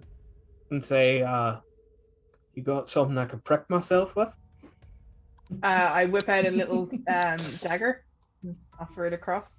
Really, we're going with you whip out. Yeah. Mm-hmm. Pricks are getting whipped out. Deal with it. I'm just standing there watching them like, I can't believe they're actually doing this, but not stopping them at all. That's stupid. Like, far be it from me to stamp out your I gotta give this a go. I don't know. There's just something inside me telling me I should do it. For once, Andy is like watching with bated breath somebody else do the thing they really shouldn't. He does it. Yeah, you write dag. Take your blood, you dip. Cut your finger. You sort of, it doesn't do any damage, but it stings. And you write best you can in your own blood on the book. You write the name. You write dag.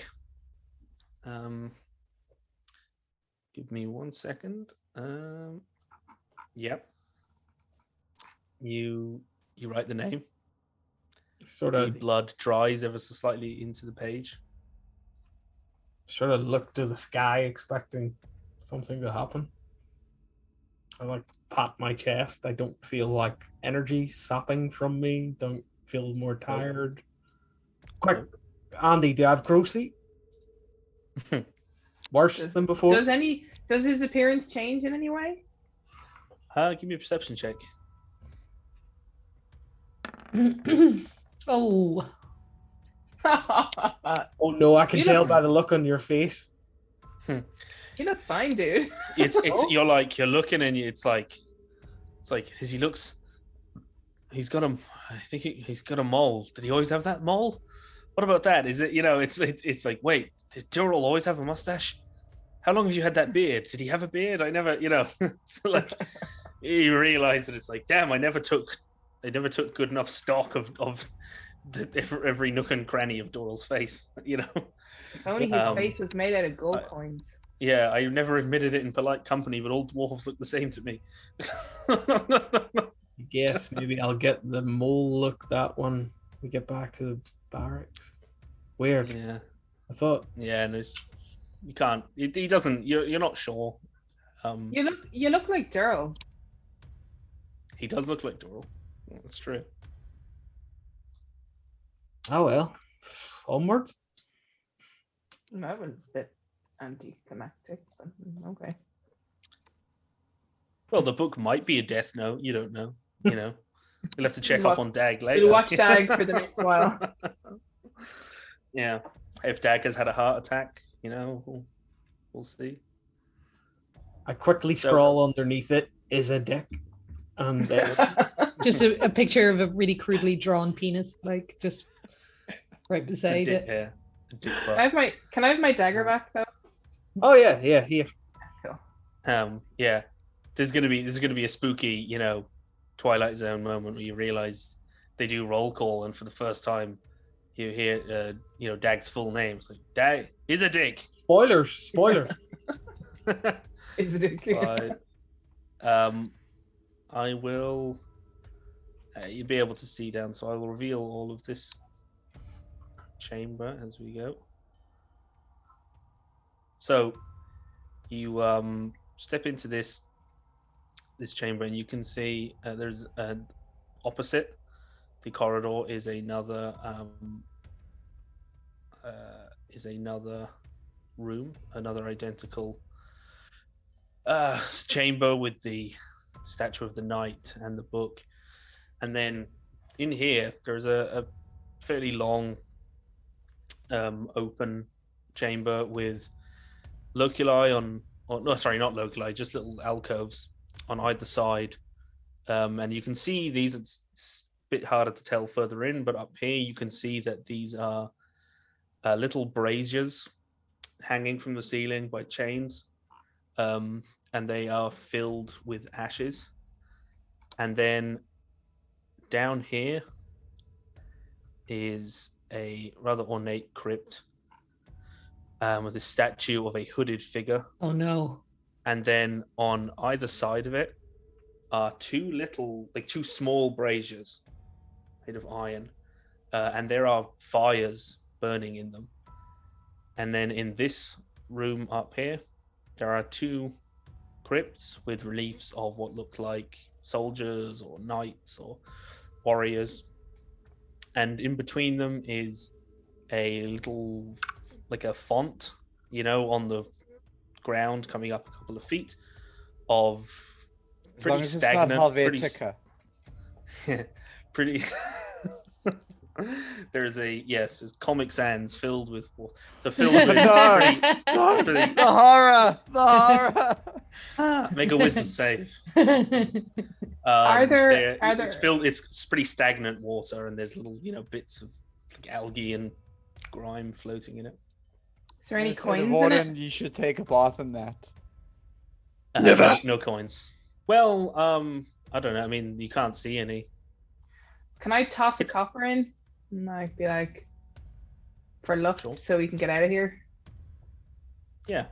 Just a copper, though. Maybe try tossing a few of them back where you found them, eh? I'm putting a copper in. Big spender. Robin Peter's Oh. grave to pay Paul. Still think you've made a net gain. Hey, I have a big pile to accumulate, so got to start somewhere. So there is there is that long chamber. There is hanging braziers filled with ashes. At the end there is a crypt with a statue of a hooded figure on top with two smaller burning braziers. And between these two kind of soldier, warrior, knight crypts is a font of now stagnant water. Does the statue at the end of the hall here, does that look like the one that tried to explode us, or? No, it's not pointed. No, it's rendered differently. Okay. This is, you can't see, it's this sort of cowled figure. The figure's actually kneeling, and it kind of has its hands on its. People would kneel with their back straight and they kind of lay their palms down on their thigh. That kind of prostrate sort of. No, he's not forward, but it's kind of standing and it's hooded. The ashes in the braziers, do they look like they're just from normal fire materials, or are they like human remains? You can give me a survival or medicine, which I think you're proficient in survival now. You survival, yeah. So I'll go Scout, survival. To test your sort of 10 rangerish ability. Yeah, but they look. I'd say, you could be wrong. You think they're probably remains. I'm gonna go with chat's suggestion that I should give them a taste to see and lick it. Mm-hmm. So I'm gonna take a little pinch and be like, Here. Yeah, definitely human. mm. Mm-hmm. Thanks, chat. Can I inspect this statue here? You can. You give me an investigation check. I can. 19. So let me just see. While you're examining it and while we wait to see what Ben says, Andy's going to have come up behind your shoulder and said, we should open it. Well, let's see if it's trapped or anything first, or if I can feel anything from it.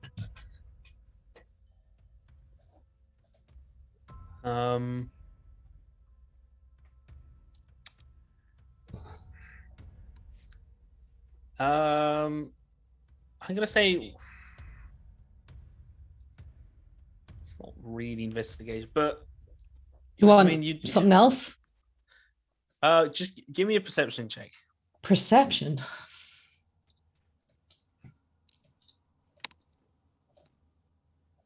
Because it's you're going over the 14. Yeah, Can I help going her over to give her advantage? It's no, it wouldn't be something you could help with, but you were inspecting, and it's where you kind of run your hands along everything. You're looking at the statue. It's not a figure you recognize. You're pretty sure it's not some sort of it's not like a folkloric or a religious figure. It seems like a unique carving to this crypt. The braziers are still, it's warm, it's real fire. It's not some sort of an illusion. They're giving off not much. The heat is much dampened by this cold energy in the air, but they are burning somehow, because the iron that they are in is warm to the touch, but nothing. You don't know triggers, no tripwires, no anything. There is again, the crypt, much like the nobles one, can just be, should you want to, it can just be opened. Yeah, I want to open it. But you notice that when you thought that, because you didn't notice it when Andy went closer, but you felt like when you went closer that the flame maybe flickered ever so slightly, or like with a gust of wind, like that I'm coming closer to it, or okay. It didn't flicker when Andy went close to it. But it flickered when I did? Mm-hmm. Okay. I'm going to open it. So, Vani, Dead. you grab this iron bar to open the crypt, and then as you start to open it, you notice so as you grip the iron, this black iron bar, and as you start to pull on it, the iron starts to get warm, then hot, then really fucking hot, and you feel yourself, you can't let go until you pull it back, and you take 4 fire damage, and your skin has peeled away. You can hear it sizzling onto the iron. It is burning. You've got 2 big, angry, blistering burns across your palms, and also, sorry, bear with me 1 second. Sorry, where is it?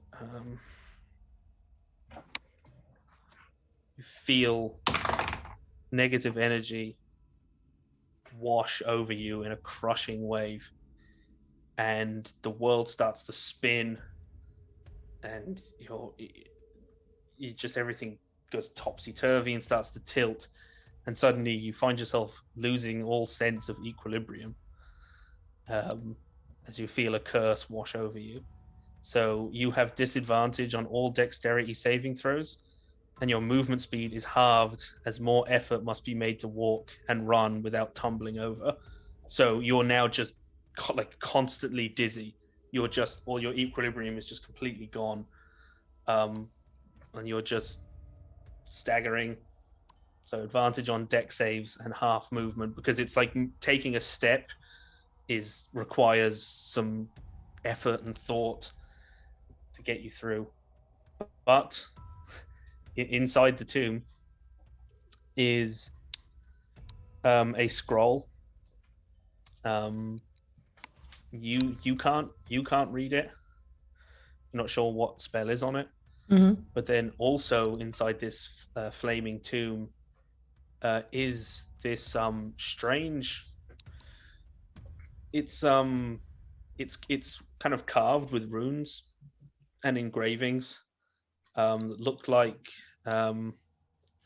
you can't read abyssal, but it looks like it's maybe abyssal. It's like different to infernal.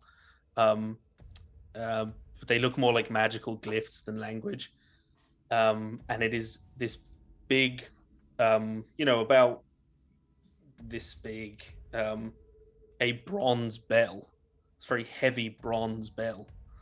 And touching it, like it feels heavy, like physically, and there's a sort of a spiritual weight to this thing. Yeah.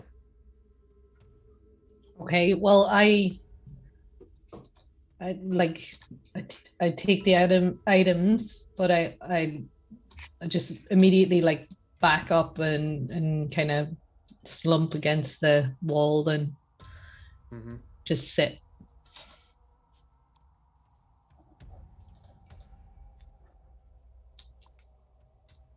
And I'll hold out the scroll as well so pouches can take it.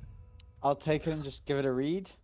Oh, I'm very sorry. When you pull I can't change it now, but the flames gutter out and go dim. Okay. So I'll quickly read the scroll. I will double check, but I do not think that you can read it. Andy's gonna kind of hunker down beside Navani to like wonder, is she okay? I'm Kinda very just much not probably okay. staring at you with like a weird look on her face, just like going, what's wrong with her? If I cannot read it, then I will be ritually casting comprehend languages. Well, I think it's a thing of if it's not on your spell list, you can't read it. Or does comprehend languages allow you to decipher a spell scroll? I feel like it probably should. I might rule that it does. I think you can't read the text, but I think you can figure out what the scroll is. Because I feel like I might even just house rule it, because I'm like 90% sure it says in the DMG that if it's not on your list, the spell is, or the writing is unintelligible to you. But I feel like if you're a spellcaster, you should be able to learn that, essentially, that you can't. That, even if let me just. It depends. Are you showing it to anybody else? I'll show it to anyone else. But I mean, I think the only other spellcaster in the party is like Navani's the only other big spellcaster in the party. Mm-hmm. Yeah, it says if it's on your spell list, you can read it. Otherwise, the scroll is unintelligible. I mean, I think I might revise that going forward. But I feel like identify would probably, tell you what it is. But I don't know. Andy, who's taking a peek at the scroll? Yeah, Andy's not. I'll just let everyone take a look. I'll be like, who can read this? Like, if you're asking who can read it, I'll look at it and see, can I read it? But I don't see how it just looks like gibberish when you pass your eyes over it. It doesn't really look like anything. Vorden, it says Armor of Agathis. Doral, it's just gibberish. It's just mumbo jumbo. Doesn't look like Dwarvish. You Is said it- Vorden, to Vorden it says Armor of Agathis. Yeah, Yeah, might just say that. that's what it Says armor of Agathis. I don't know who Agathis is, but apparently she has armor. I'm just gonna roll up and be like, good luck with this, don't kill yourself. And I'm just gonna like roll the scroll back up and hand it to Vorden. Okay. And Yeah. then I'm going to look at the bell. Softer than a toilet tissue at the barracks. This would come in useful. I'm gonna turn Where's around, my I'm just arse gonna so take cold? it back and just be like, when you're ready for this, I'll give it back to you. And I'm Yeah. gonna just put it away. That's what you want, yeah. If you've had a curry the night before, you know, Oh. wipe your ass with an Armor of Agatha scroll. So, Very good. yeah, I mean, you can't be certain, but with runes and glyphs on the bell, you know, looks like incantations, so quite probably magical. I don't think it would take an Arcana check to determine that the big, you know, engraved brass bell from the cursed tomb is might have some magic floating around it. With comprehend languages up, could I read it? What it says in Abyssal. Yeah, I'd say you'd get the gist because it's again, it's more like in the same way that like Draconic is used in a lot of incantation. You know, it's not like it's not the exact language. It's not like it's written out in Abyssal saying, you know, Bell of Destruction or whatever. You know, but it seems to be invoking the dead, and though you don't know the spell personally, it's like similar. You've seen it written before in a different, it was like a different script or a different code, you know, in maybe something like Draconic or Dwarven or Elvish. Seems to have something to do with the spell Toll the Dead. Yeah, I'm You not know? gonna mess with that. I'm just gonna be like, But guys, if you identify it, obviously you'll find out exactly what it does. But it's kind of like, it seems like it's something to do with casting Toll the Dead. how big is this bell? Well, that big. It's Okay, heavy, like, I'm gonna probably like, weighs like a cast- kilo, you know, at least kilo or two. I don't know. I don't fucking know where. And Paddy, you lift weights. I don't know. I don't know. Oh, what you is it know. in pounds? That is in pounds, yeah, for our American It's audience. yeah, in pounds. I'm trying to think. It's like, I think like a small like kettlebell. Probably not that heavy, but 10 kg. Yeah, I was gonna I don't know. go with 10 as well. Yeah, for that yeah, I'm size. trying to think in pounds. Yeah. I'd say kilograms probably about right for a bell. About 3 pounds, something like that. I don't know. Yeah, let's call it 3 pounds. Okay, I'm gonna then spend 10 minutes ritually casting Identify. 10 So kg is while- about 22 pounds. Just FYI. All right. But Aren't yeah, you but going yeah, to it's try like- and ring it to see what happens? No. Ring the bell. Ring the bell. Come on, it can't do anything bad. Look how enthusiastically your DM wants you to ring it. Yeah. While Pouches is doing this, what's everyone else doing? It's going to be another 10 minutes. I'm going to pump the rest of my lay on hands into myself, which is only 4. So I'm mitigating the fire damage I just Yeah. took. I think Andy's So gonna go you- and investigate these 2 tombs up here. Cool. So as you do, and yeah, Nirvana, you hands glow, and you essentially just kind of like rub your hands, you know, again, you know, around each other, rub the palms together, and shake it out, and you look, and the burns are gone. There's still a little. It will heal, you know. There won't be a permanent scar, but the skin is still a little bit Raw. kind of smooth, like, you know, after a burn.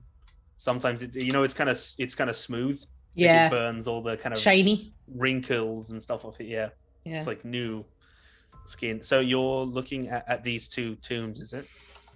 Yeah. Andy. Okay. Do they look pretty much like the tombs that we were hitting earlier on, the kind of the normal tombs? Yeah, I mean they're really they're quite humble. Little, you know, soldiers, guardsmen, old knights, warriors of some kind. You know, they've got like they've got a little sword, pretty sword. They've got a looks like they have a shield on their back. You know, They might have been buried with weapons. I'm definitely going to crack these open if I can. Which one are you cracking open? I'll start with this one because I'm standing beside it. Oh, sorry. Which one did you say? The one on the west side. Opening it? Yes. I get worried now every time you ask me, "Are you opening it?" And I'm like, "No." Inside is a skeleton with there's little like metal studs and stuff inside, and one or two scraps of leather. You know, they're probably buried in studded leather, which is mostly rotted away now. But tucked, sort of neatly in their hands is a scroll. There's a lot of scrolls down here. Okay, I'm gonna pull out the scroll. I'll be right back. Is it in a language I understand, or will I just? It's not. I'm gonna expedite this one. So if you show it to everybody, Navani will identify it as a scroll of divine favor. This is a paladin. I think clerics might be able to cast it. I'm not sure. Divine favor is on that scroll. And then she's probably going to zip straight over to that tomb because we have 20. Is it 20 minutes while Paige is casting all that stuff? 10. Yeah, I think she can get 2 tombs done in 10 minutes. Oh yeah, it would only take So again, Andy, you push. Similar scene. Skeleton looks a little bit, maybe a little bit more big boned than the other, and same thing. It's got a scroll in its hand, and once again, expediting it. So, Michaela, there's 2 scrolls in these tombs. One of which is a scroll with the spell Divine Favor, which is a paladin spell, and the other one, the spell is Heroism. Okay. Which is on the paladin spell list. Yeah, I have that. But yeah, so the spell, obviously, the spell scroll would be, for instance, like you might want to cast Heroism, but you won't use the spell slot if you read the scroll and pass the check. And I think, we said we might introduce the optional rule from the DMG that if you fail the spell scroll check, a scroll mishap happens. Yeah.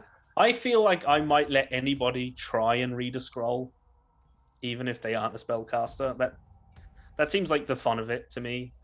Just more chance of somebody fucking up, that's why. Yeah, but the DC is going to be a lot higher. Yeah, but it's like, you want that last ditch. Like, we're all fucked. And Andy, quick, Andy, try and read the scroll of, Revivify. Yeah. It feels like you should be able to do that. Once I've handed the scrolls across to Navani, I'm gonna be poking around in the bones because I was really kind of hoping for a weapon, or at least more gold. And it just seems like 2 scrolls. Like the dudes were soldiers on the reliefs. Why did they just have scrolls?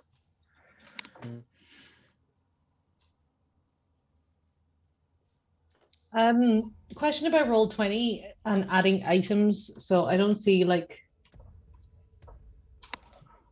just put in spell scroll. Yeah, actually, D&D Beyond is like that as well, where they don't have individual spell scrolls as items. They just have like a scroll. But yeah, you can have like 9th level, 8th level. Yeah, exactly. Yeah, so if they have something that specific, Let me check his divine. I know heroism is first level. I know that divine favor might be second, but I think it's first. Yeah, they're both first level. So, but Jay, you could. Do you know how to put in an item just like Yeah. manually custom do one? Yeah. Oh no, I was just dragging and dropping. Oh yeah, that's fine. Yeah, but you can put like a note Yeah. on it or something. I don't know. Edit the name. So, that's so Andy was doing while Pouch was doing that. Is anyone else doing anything in the kind of in the 10 minutes? I'm just casting Identify on the bell. Yeah. So when that's done, I am. Oh yeah, just anyone else with it in the 10 minutes that if Pouches is doing that. I mean, is anyone? That's what Andy was doing, and I'm just attempting to get some rest. yeah. I'm doing the same. I'm resting up. Not that Just I'm taking a actually breather. resting, but yeah. Taking a breather. Pouches. This is could backfire horribly. So this is a homebrewed piece of nonsense. The bell is known as the Elegy in Bronze. So the Elegy in Bronze requires attunement, and it allows the character to cast the Toll the Dead cantrip. It doesn't scale with levels, so it's always going to be at first level. So it allows you to cast Toll the Dead, and it targets a 10-foot radius. It's not a single thing, so it just tolls the dead in a 10-foot radius, including yourself. So you just ring this out, and it just does toll the dead out in an area, just without limit. So you'll hit yourself, but you'll hit everyone within 10 feet of you as well as you ring the bell. Looking around at the rest of the people in my party, I'm gonna be like, yeah, this is a bad idea, and I'm just gonna like put it back. I'm gonna put it back and I'm gonna walk away. Actually, no, Pouches wouldn't. Pouches is gonna stuff a shirt in there, so it can't accidentally ring, and he's gonna stuff it in his bag when no one is looking, and he's gonna sell this to some idiot. Could Mage Hand carry it? So, Mage Hand can't activate magic items. Yeah, unfortunately. Darn. Yeah, I very nearly was like, "Oh, that's really good," and I was like, "Oh no," because for this Pouches, sleight of hand. Everyone else, perception. Pouches does have good sleight of hand, I think. I mean, he's got good stealth. But... Perception. Disadvantage perception because I'm standing in the dark. Yes. Oh yeah, you're on the. Oh yes. Anyone? I'm down here. Yeah. Sorry. Disadvantage for. Oh. Damn it! The one person I really didn't want to see me So to be fair, she's right there. Well, yeah, Navani is going to see anyway. But I can't even see. Oh yeah, actually, oh no, yeah, Andy and Vorden, if he is, in the darkness. But Doral, you'd be at disadvantage. Just give me one more roll just to see if you see. Do you have dark vision? It's within 60 feet. Remember, perception. Even if you have dark vision, perception in black is still disadvantage. Dim. So yeah, your attacks don't get disadvantage, but perception by sight. Okay, so everyone is, and to be fair, everyone is not guaranteed that everyone's going to be looking at Pouches as he does this. But Navani, you see Pouches stuffing the bell into his trying to stuff the bell into his bag. I don't say anything, but I just look at him like with piercing eyes. I just stare at him, but I don't say anything. I'm just gonna like close my bag, throw it back on my back, and walk away.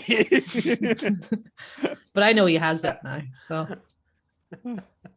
like, and I'm gonna just walk very slowly, like a kid who knows he's done something wrong. You'd be walking at the same speed as me then, because I'm half movement right now. Or a kid who's carrying like a stink bomb that he doesn't want to puncture. Yeah. So, gonna walk around the corner and go and look down this corridor. Okay.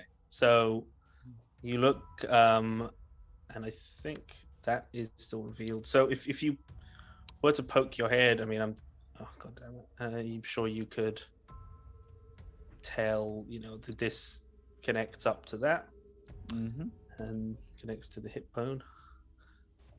This connects there to that chamber where there were stairs, and as effectively, I'm just gonna, as you move along,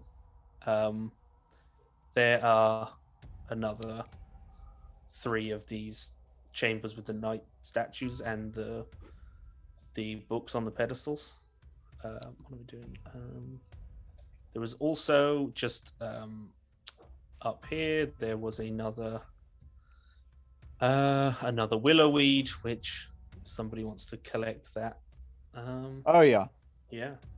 that is my new fun timer. Actually, let me just.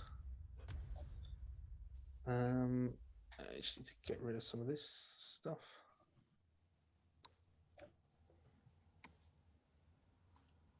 Just getting rid of 1 or 2 things that were collected. Cool. So yeah, you see the stairs ahead of you, descending deeper into the darkness. Oh, and there, just because it was not too long ago, there were also stairs over here to the right of the map.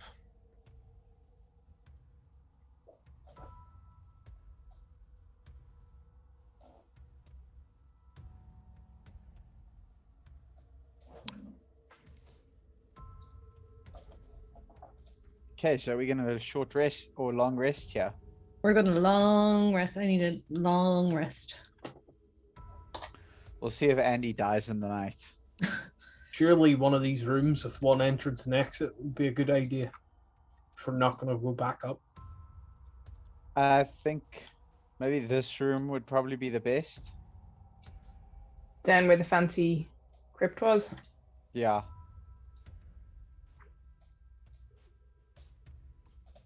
Are we going to take watch as well? Oh, So yeah. this is gonna say, so in order to take a long rest, you need to sleep at least 6 hours. Now it doesn't say you have to sleep consecutively 6 hours, because I'm certainly ruling it. It doesn't say that, and I'm ruling that it doesn't have to be 6 consecutive hours, because that would, as far as I was kind of divvying it up in my head, you essentially wouldn't be able to there wouldn't be enough of you to always have someone on watch, for somebody to be sleeping that long. So I think, even if it was 4 watches of 2 hours or 5 watches of like an hour and a half, you'd be able to break it up so that someone's on watch for an hour and a half and, wakes the next person up, and everyone will get 6 hours of sleep in that time. So either 4 watches of 2 hours, or if everybody wants to take a turn, you'd be on watch for about an hour and a half each, because you have to get 6 hours of sleep in the 8 hours of rest. What do you guys think? Well, Navani, you're an elf. You only have to sleep for 4 hours 4 to get a hours. long rest. That's true. Yeah, so you could probably break it up into, you might even be able to get Trance. maybe just three people then, if 2 people had like a 2 hour. I mean, if Navani was essentially kind of took 2 watches, if she was awake for 4 hours, and then 2 other people were just awake for 2, something like that. I don't mind taking a watch. I'll Okay. take a watch. It's probably a good idea to let the people with the dark vision take watch. I'm up for first watch. Okay, I'll take last watch then. Okay, then I'll put away my sword. Well, actually, that will work, because if Doral takes, Doral's awake for the first 2 hours of the 8, and then I'll be awake for the second 2 hours, and then Navani can do the last 4. Sounds good to me. Yeah. Or does a chunk of them? Yeah. Yeah. Alrighty. Cool.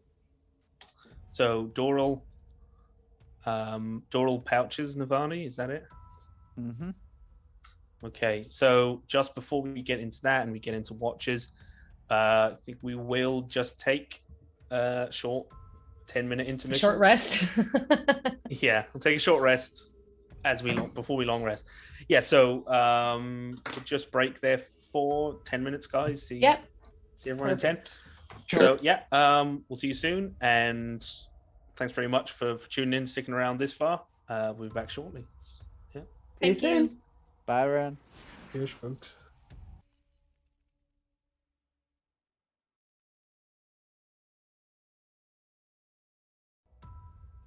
Hey, welcome back, everyone, to the Cloaks of Mindhelm. We had our little intermission there. We just had a little rest, and the characters are about to have a long rest, or, attempt to. What could go wrong down in the catacombs? I'm sure they'll get a restful 8 hours, Sure. Yeah, let me just... Uninterrupted. Yeah. So, bear with me 1 second here. So, I believe we have Doral taking first watch, then Pouches, then Navani. Navani having only to sleep for 4 hours in her sort of trance. Okay, so while you are there, so yeah, Andy, again, you're going to be all right for the first hour, but you feel I'm gonna run out of rations at hunger the end. pains. I have enough for the first 2 hours. Yeah. And then, But towards the end of the second hour, when I'm still hungry and I've run out of food, I'm probably gonna crawl over in the dark to where I think Vorden is asleep. I think he still has some food, and try to wake him up. yeah, well, because I'd say, do you think it might be like, maybe you, like, for the first 2 hours, I don't know, or are you going to sleep immediately, or is it going to be like maybe an hour sleep for 6 and then have a bit of an hour of like wake up, But so I gotta say, there's about an hour of you're all still awake, you're just trying to either get to sleep, or Doral is kind of setting up, settling in for a watch, or you're chatting. Is anybody lighting? Do we have torches going? Is the moon touched blade out? Presumably there's some kind of light. People huddling around the thermal cube. The moon touch blade would maybe just stay sort of partially sheathed so that it's only letting a little bit of light, unless night light. Yeah, little night light. Yeah, like a phone screen. There's just like a little rectangle of light that's just kind of hitting the ceiling. So Andy, I actually go up and put 2 squares of 5 feet of hard to move through terrain. Yeah, here and here. Yep, good idea. That'll be up for an hour, and it's a cantrip, so it's up for now. Yeah, maintain them, I suppose. As long as you're doing your watch, yeah, and probably an hour after you sleep, because it's not like it's concentration, so you're not going to have to be conscious for it. Andy, so after about an hour of this, it's really getting to you. And so, are you horsing into some rations or not? In that hour, I've probably been like, I'm gonna munch on the fish that I had left. I had about 2 days worth of fish and seaweed. Yeah. Yum. Yeah. So I'm probably have gone through my fish at this stage and be onto the seaweed.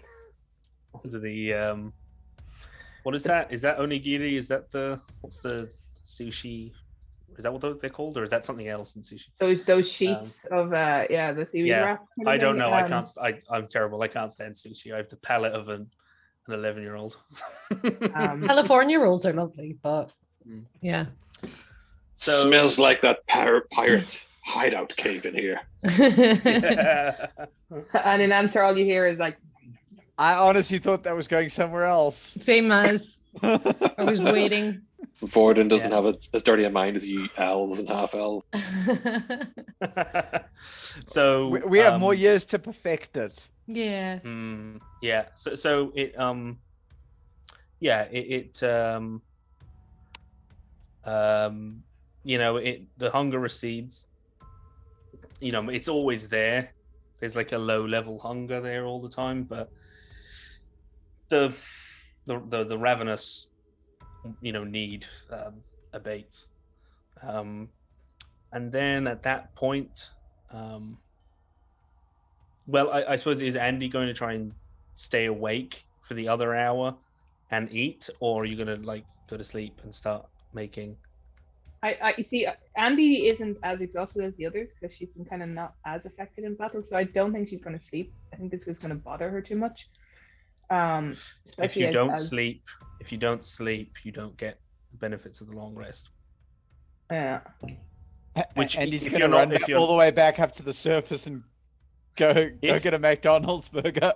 Now, I mean, if you're not, like, does how much or how few hit points does Andy have, or how much did she lose, or?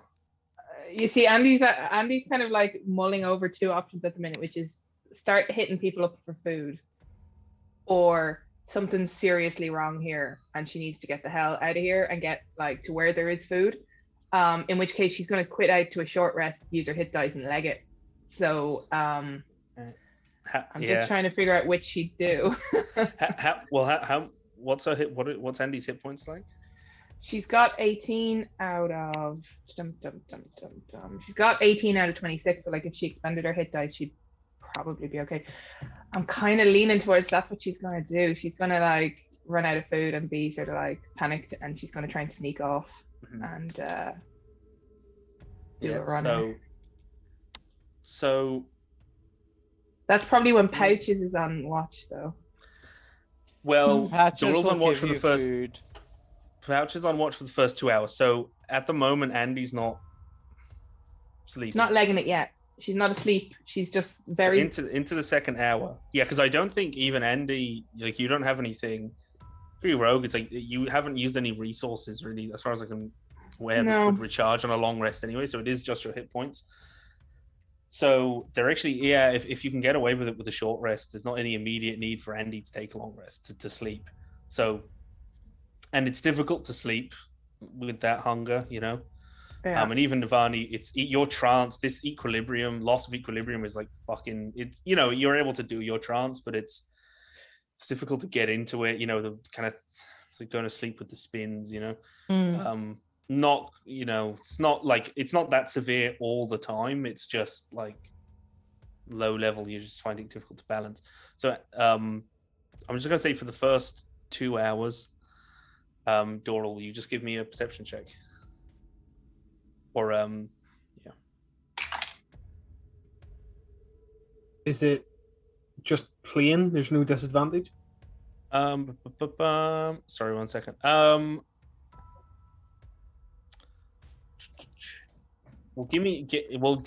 do you know what I'll do? So give me for disadvantage for the sight, and then I'll basically just take like the leftmost one or the better one for whatever might be, if there were any like sounds, or because that's not going to be impeded by so it's 19 and 6. That 7 was done along. 19 and 6. Cool.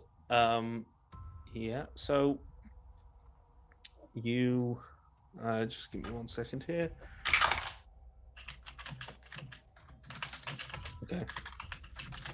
So as this is going on, first hour, you're looking just into the darkness, like you need to look ahead, but you keep finding your eyes drifting towards the ceiling. You're just constantly kind of checking, every so often even getting paranoid, and you kind of look back at everyone who's settling, just in case something is climbing out of some alcove. And you give a listen, and just dead silence. You don't hear anything. The first hour goes by. It's fine. Second hour, kind of listening. Nothing. You look into the darkness. At one point, you think you see something move, but oh, it's just a shadow. Is it just a? Sometimes the faces on they're laying flat, but sometimes in the shadow, the deep in the back, the faces on those crypts, they look a lot more lifelike in the dark, But the second hour passes uneventfully, and it's time to wake Pouches up. Pouches has had probably 2 hours of sleep because he would have had to sleep, because he's got to get up. His sleep's going to be a bit broken. But at the end of that 2 hours as well, Andy, that hunger is really, really gnawing into you right now. Yeah, so I've gone through I'm through my seaweed, but I'm now out of food. So I have a suggestion, but I'm in a trance. I don't know if I can say it. Can I say it? No. Let me just verify. Okay. If you're conscious, I don't see why not. I need to be getting my rest anyway. There's no way I want to break that right now. Let me just. Other than being very hungry, she's not quite at a Leggett rate yet. Didn't Pouches just give you rations? No. No, and I don't know if I know in game that he has rations. So she knows. It would depend Gordon if has she food. asked. Okay. Well, she did ask. Just Warden, I think. Oh.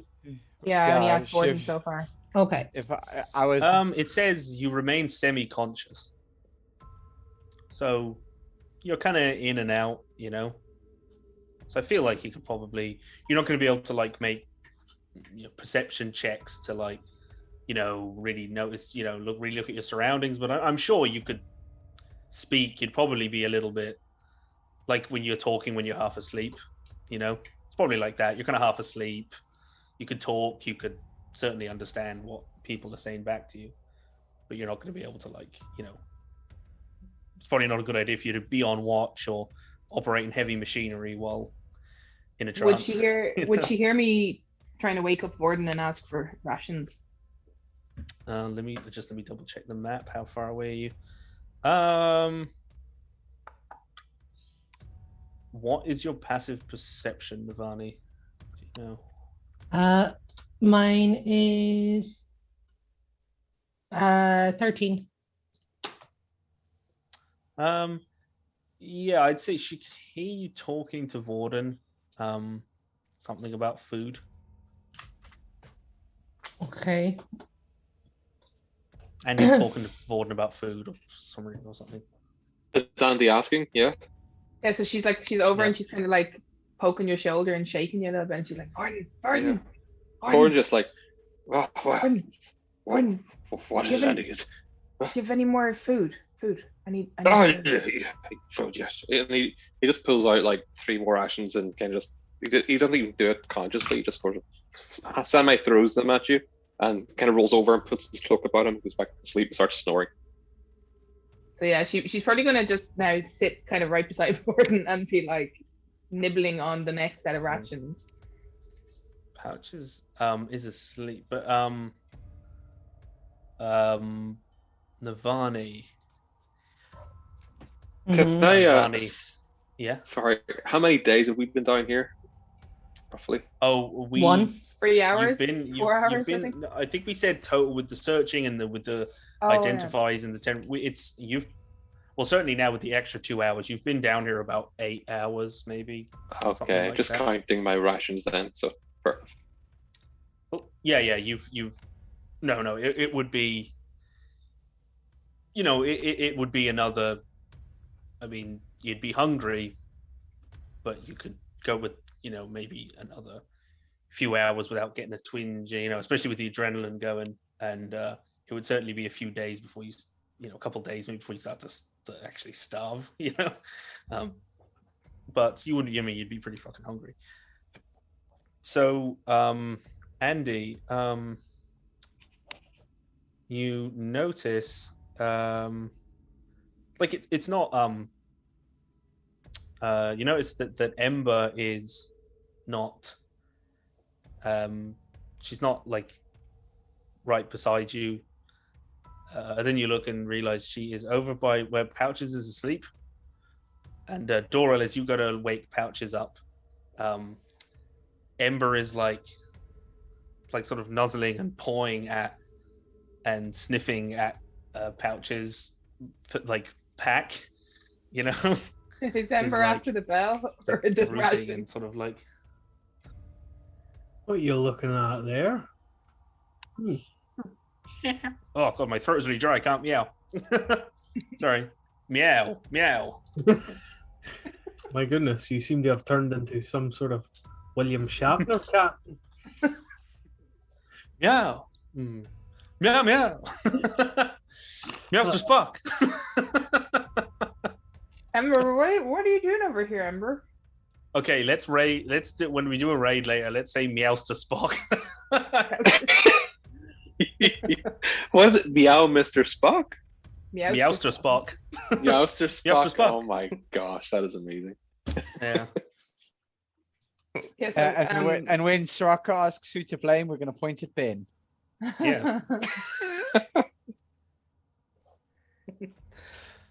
Yeah. I think I can't Andy do will. it. I can't do it, Captain. I'm a cat, not a 9th level wizard. You know. So Andy will probably have come over in search of Ember while nibbling on the rations to be like, "Oh, what are you doing? Can't even do a thing. I need actual food in my mouth." yeah. Cat's interested in something in Pouch's bag. I don't know, maybe he's got fish in there or something. Fish.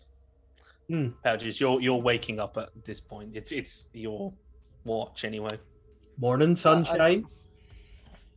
What's Do you up? have, do you have I'm fish? just gonna I've got this, and I'm gonna go over to my pack and open one of the pouches and pull out 2 more rations. As soon as you woke up, just Andy's face in your face going, "Do you have fish?" No, it's dried meat. I've had this nightmare so many times.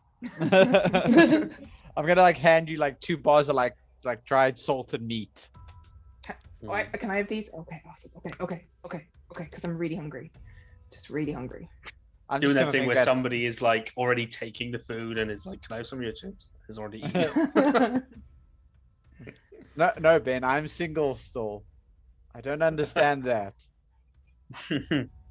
Well, my family does it to me all the time as well. Yeah, mine did too, and that's now why I have a complex about that. I cannot have Oh. anybody eating off my food. No, Michaela does not share food anymore. Yeah, all. I will tell you. Okay, I have a very, very loving family. I love them all. Great relationship with them. But one thing I'll tell you, I would literally. So it's me. I have a younger sister, but at the time when I was the youngest, and 3 older brothers, and we all like our food. And we're at dinner when I was a kid. I would literally I would tell my mother if I had to go to the bathroom, I'd be like, Mom, I'd be like, don't let the boys eat my food, because they fucking would. And my dad would probably do it as well. So it's like, I have a complex about food. I need to I need to eat it all. I'm I'm the like, same. these fuckers will eat my food when I'm gone. Yeah. Like we're in the jungle. I got more definitive about it, saying it to people when I was jokingly stabbing my friend with a fork when they were trying to reach for chips, and I actually stabbed their hand.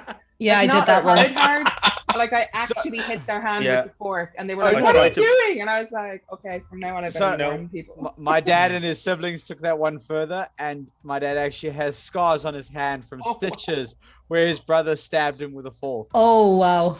Because I didn't draw blood. All 4 of Yeah, them there were no were no. In his case, all 4 of them were swimming training and swimming 40 Ks a day.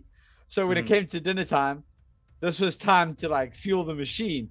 And so he tried to steal food off his brother's plate, and he got stabbed and pinned to the table. Oh lord! Jesus.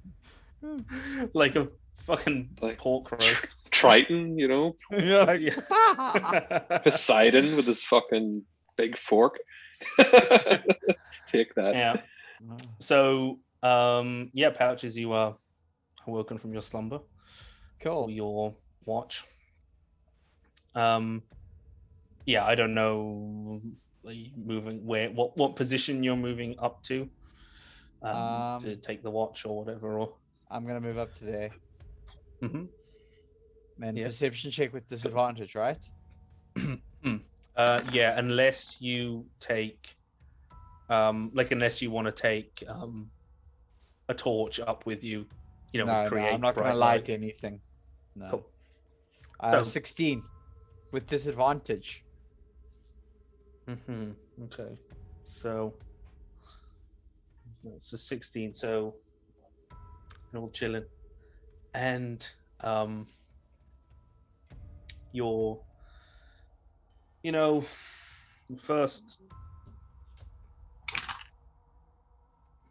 first hour, within that time frame, you've been on watch for, maybe, half an hour, and suddenly you feel the air around you get really cold. And the thermal cube is nearby, but you feel it kind of flicker, a little bit. And it's gotten very cold around you. And then suddenly, right behind you, there is sort of a chill and almost like a swift wind kicks up. You hear the scraping of steel on stone, and then materializing behind you over Vorden is the ghost farmer, and he's raising the sword, and let's roll initiative. As What? I thought we were friends. Holy shit. Why can't we be friends? Is Can't we be? that everybody to roll initiative, or just I that just? is, yeah, everyone. Oh, And anyone who's Second asleep. voice, Kyle, don't leave that to yourself, friend. Orden and Navani, just because you're only like semi-conscious, I'll just say Vorden and Navani are surprised. Well, fucking hell. Because they were technically, kind of undergoing there. Or Navani, give me a perception check, because you're Okay. semi-conscious. Borden's like, What the fuck is... Andy's stealing my fucking food. Have I rested enough Where is it? in Oh, the sorry, guys, I'm hours just- to do my hit 6. dice at this stage? You can take a short. You can take a short rest. Yeah. And Because yeah, I you would have- have had a short rest because it's only an hour. But I've had a short Okay, I'll. Oh, you. Yeah, Andy you have a really short rolling rest. well on those hit dice. Jesus, yeah, I had to use all 3 of my hit dice. To Yeah, get, all of you five. have had the benefits of a short rest by now. Actually, sorry, because of course it's been 2 hours for all of you.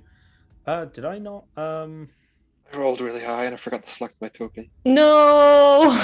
What was? No, hang on. What was it? It was Oh no, Gerald. 23. I rolled a 19 plus 4.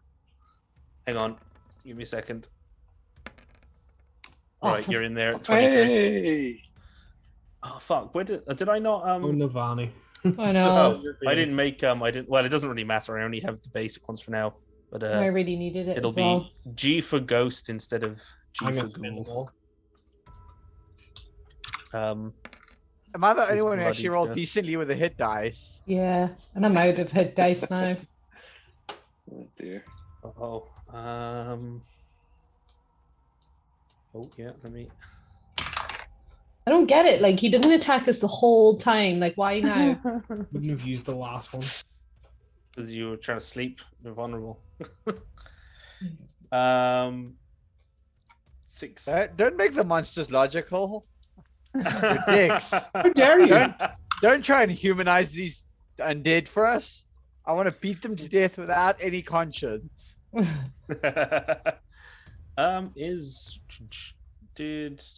Doral, did you roll initiative? Did it? Not yet.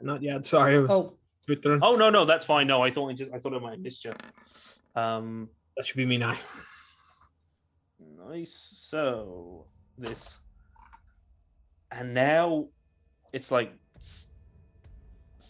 at this point, as you see the ghost like rearing up, like now it looks like a corpse, and it's bloodied, and there is a worm coming out of its cheek, and its flesh is like, it now looks like a decayed corpse.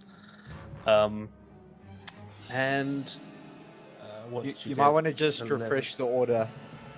Yeah, there we go. I just did it. That's everyone, isn't it? Cool. So, yeah, this. So Vorden is first, but is surprised, so we'll miss that first turn. Hang it. Fortunately, so Pouches, this thing is like just kind of raising a sword up to Vorden.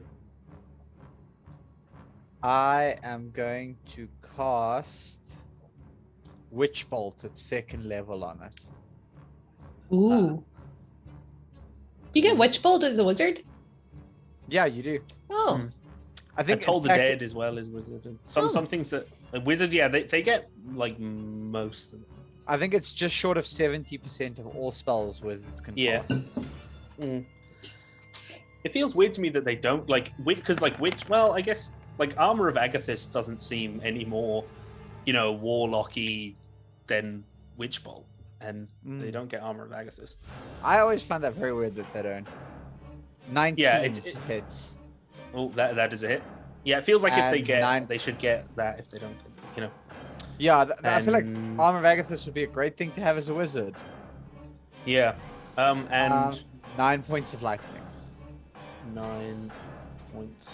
Okay, so it you shock it. The lightning passes over it. It seems to only kind of crackle around, like it's around the outside of it. Doesn't seem to like penetrate or go like further in. Like it doesn't seem too phased by the lightning, and it seems to just like burn across its exterior,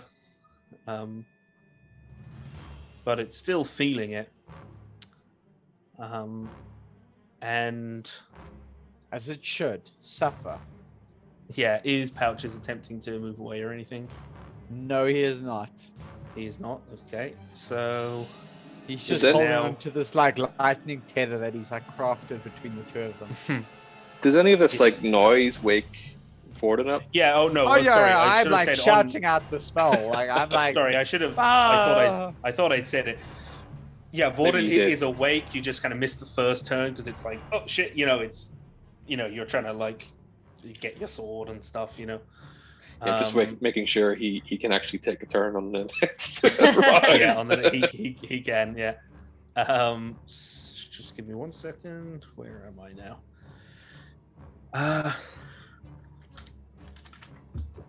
So Vorden, will you give me a charisma saving throw? Oh dear, really? Of all of the saving throws, where are we? -2. Here we go. 13, DC 13.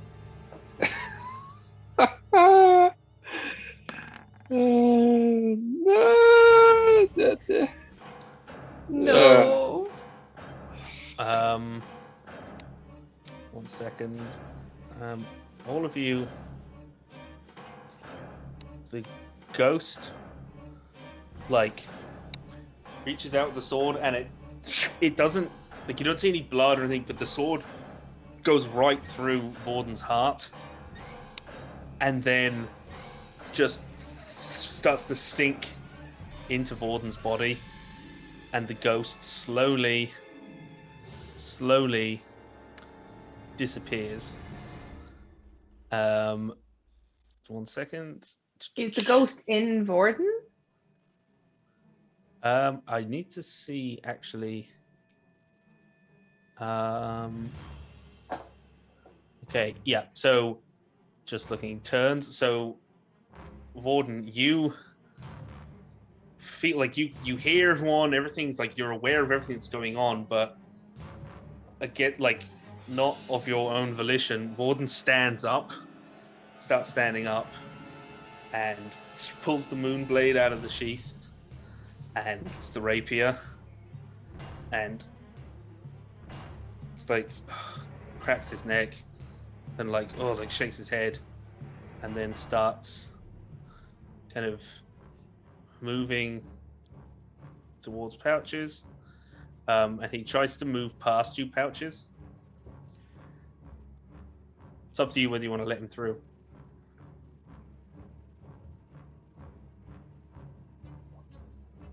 Sorry. No, I do not. Nope. Okay, then he cannot move through you. Navani, it's your turn. Warden is just kind of you just saw the ghost stick the sword in, it disappeared, and then Warden started getting up. Can I tell if he's been possessed or anything? Give me a religion check. 11.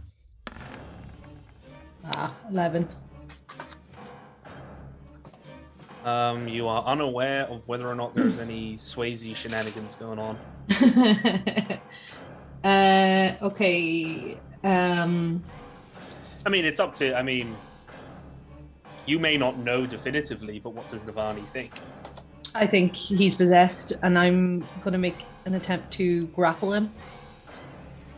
Go for it. So, go up, give me athletics. And this thing is gonna.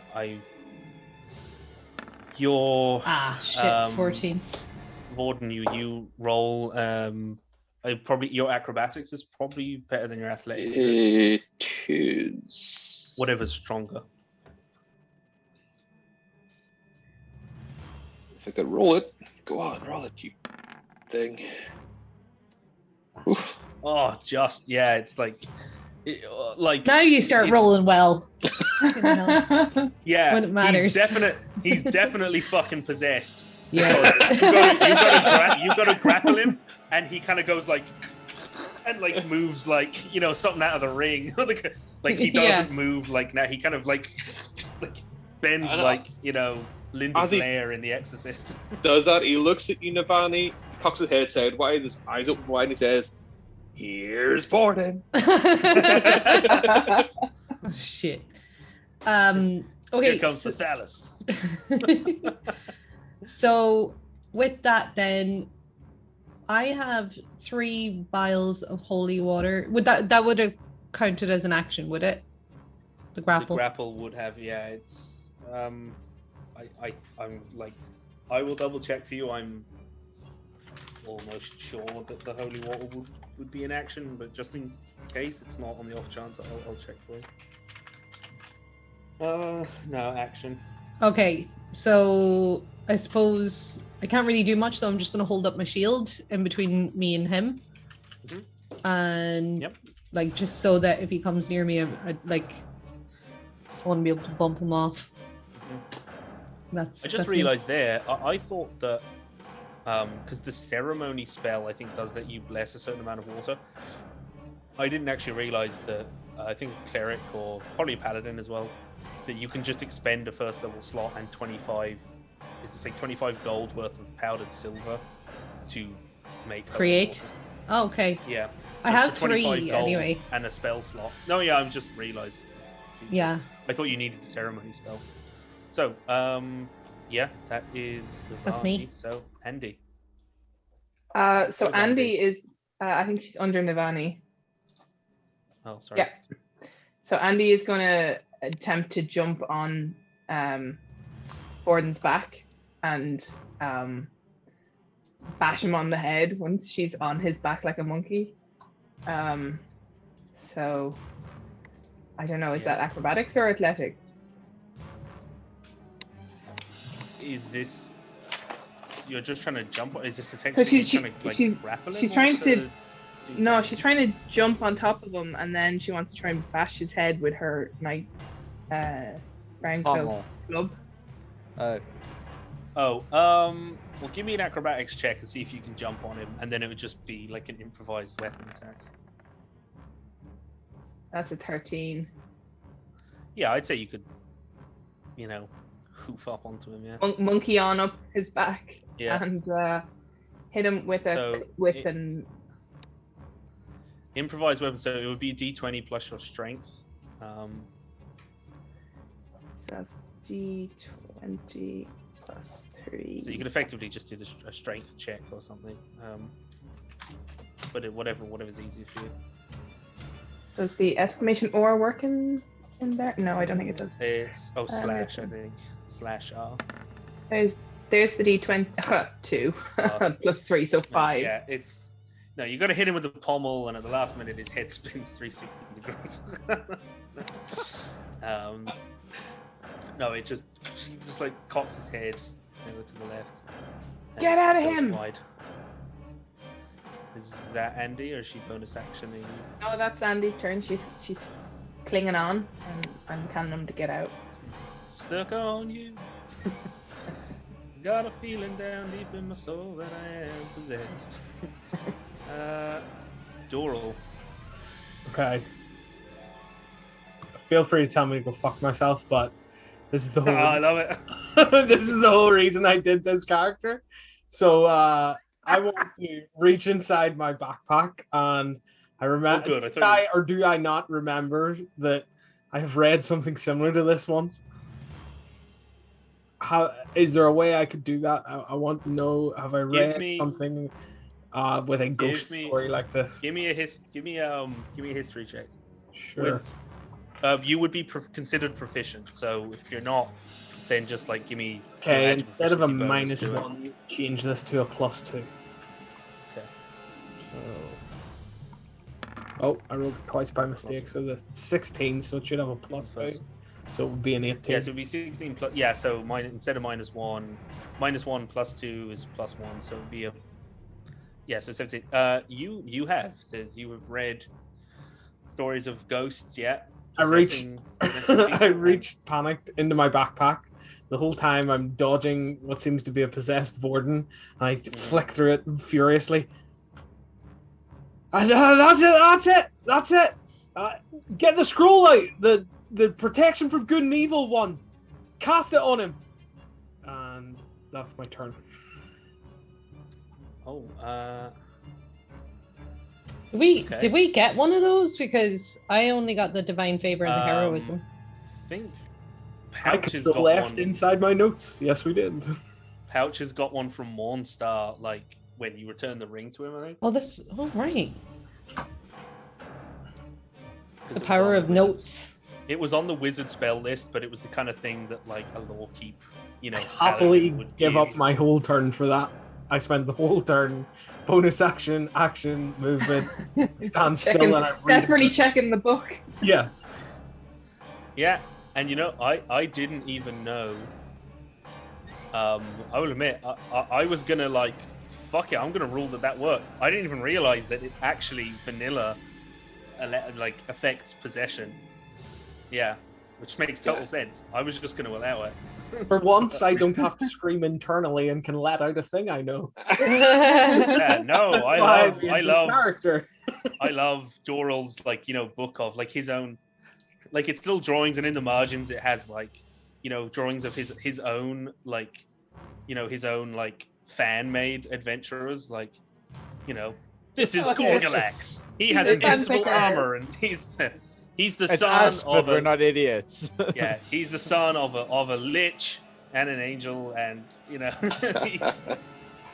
he's got a holy avenger, and yeah. I had that spell, and I was looking at that spell, but I'm so reluctant to give up any of my smite slots. Like I have that spell too, but is it any use now? But I didn't think it worked against that. Like, oh my god, would that work against curses as well? No, so until this, it's the protection grants several benefits. So creatures of the types listed, they have disadvantage on attack rolls against the target, and the target can't be charmed, frightened, or possessed by them. And then if the target's already charmed, frightened, or possessed by such a creature, the target has advantage on any new saving throw against the relevant effect. That's the problem in this scenario, though, isn't it? Yeah, that's what I was thinking. Well, I think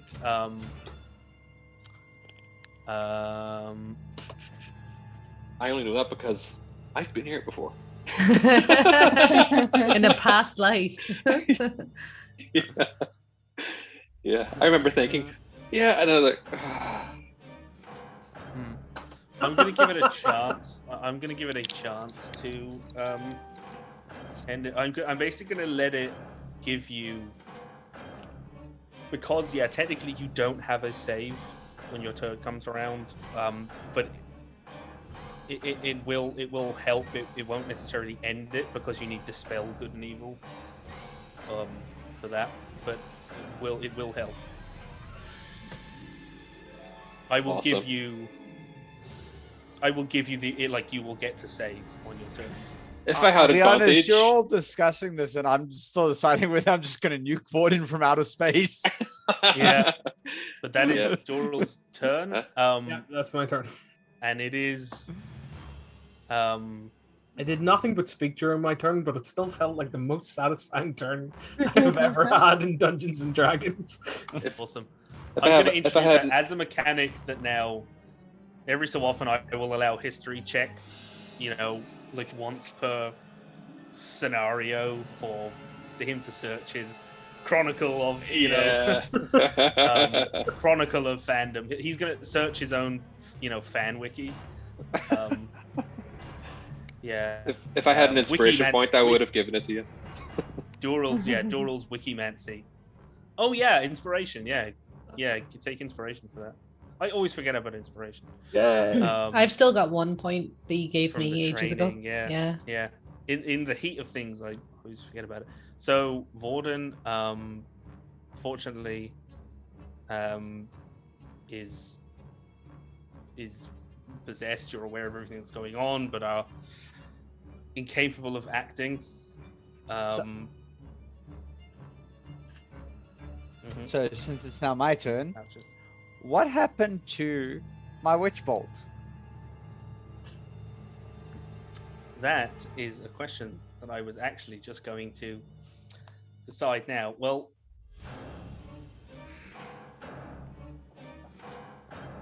I'm going to say it keeps going. Sweet. In that case, sorry, Vorden. There is a conduit going in. And I say that Vorden will take half damage. Then I'm going to continue to witch bolt. I'm going to be like, sorry, Vorden, and then I'm going to witch bolt Vorden. That's not going to hit Andy too, is it? No, it's only because there is a ghost in. See, Okay. That is 19 points of damage. The first, I have to point out, this is the first decent roll I've had with Witch Bolt ever. Typical. You see, Vorden, like, he obviously can't do anything, but you see his, like, the side of his lip move like Popeye, the Sailor Man, and he says, "You little bastard." So you take nine. It's like that scene from the end of what's it, Return of the Jedi. I'm just like, die, die. So the ghost and Vorden both take 9 lightning damage. And did I notice the ghost was resistant, or is it just splitting it because it's in Vorden? It didn't seem to, when you attacked it first. It it seemed to like coat the ghost, but not really like. Okay. Dig into it. Will you give me an Arcana check? Because I know, like vanilla, it shouldn't. But this is like, or I guess, it would be the same anyway, because it would be, your spell casting ability and proficiency. 23. Yeah, okay. If you choose, you can still keep a conduit going with the Witch Bolt, because it is now difficult, because you technically shouldn't be able to, but I think it makes sense that it's still tethered in some way, so you can. Yeah, he's still within 30 feet to me, even if it's in Vorden's soul. Yeah, it doesn't break, because it's like technically you can't damage the ghost when it's in the host, but it makes sense to me. So pouches that not moving or anything? Nope. Okay. Ghost. Sorry, Boyd.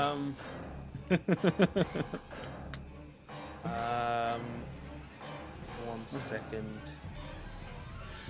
Why can't I find the... I'm just gonna say, I promise when we get back upstairs, I'm gonna go to someone that can actually allow me to copy spells into my spell book, and I'll learn that one. Let's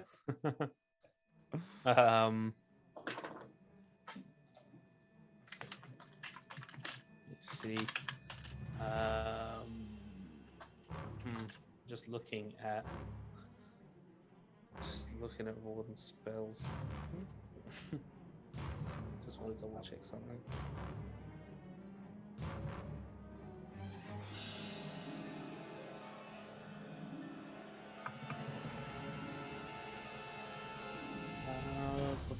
No, that's not what. Okay, he's just going to attack. So, Vorden, will you make an attack roll with your rapier, please?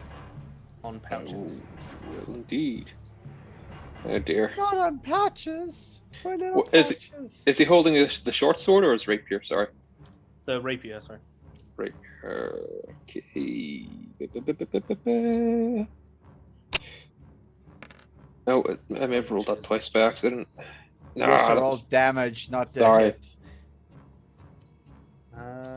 Let's try that again. That was a short sword. Okay, roll the damage for the rapier. It's the same roll. It's the same to hit. Sorry, my mouse is all over the place right now. Rapier. Did it roll? Yeah. Yeah. Oh, same again. So, okay, 8 damage to, unless I don't think shield would. Shield's not gonna get me there. No. 2 shields would, but not 1. So yeah, 8 damage as he thrusts and the rapier comes forward and he jabs into pouches and kind of to everyone and no one, just Vorden.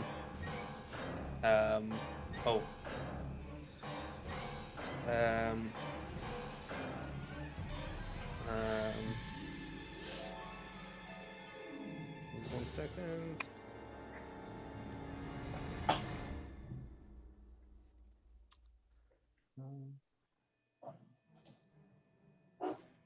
So there's the Warden stabs pouches.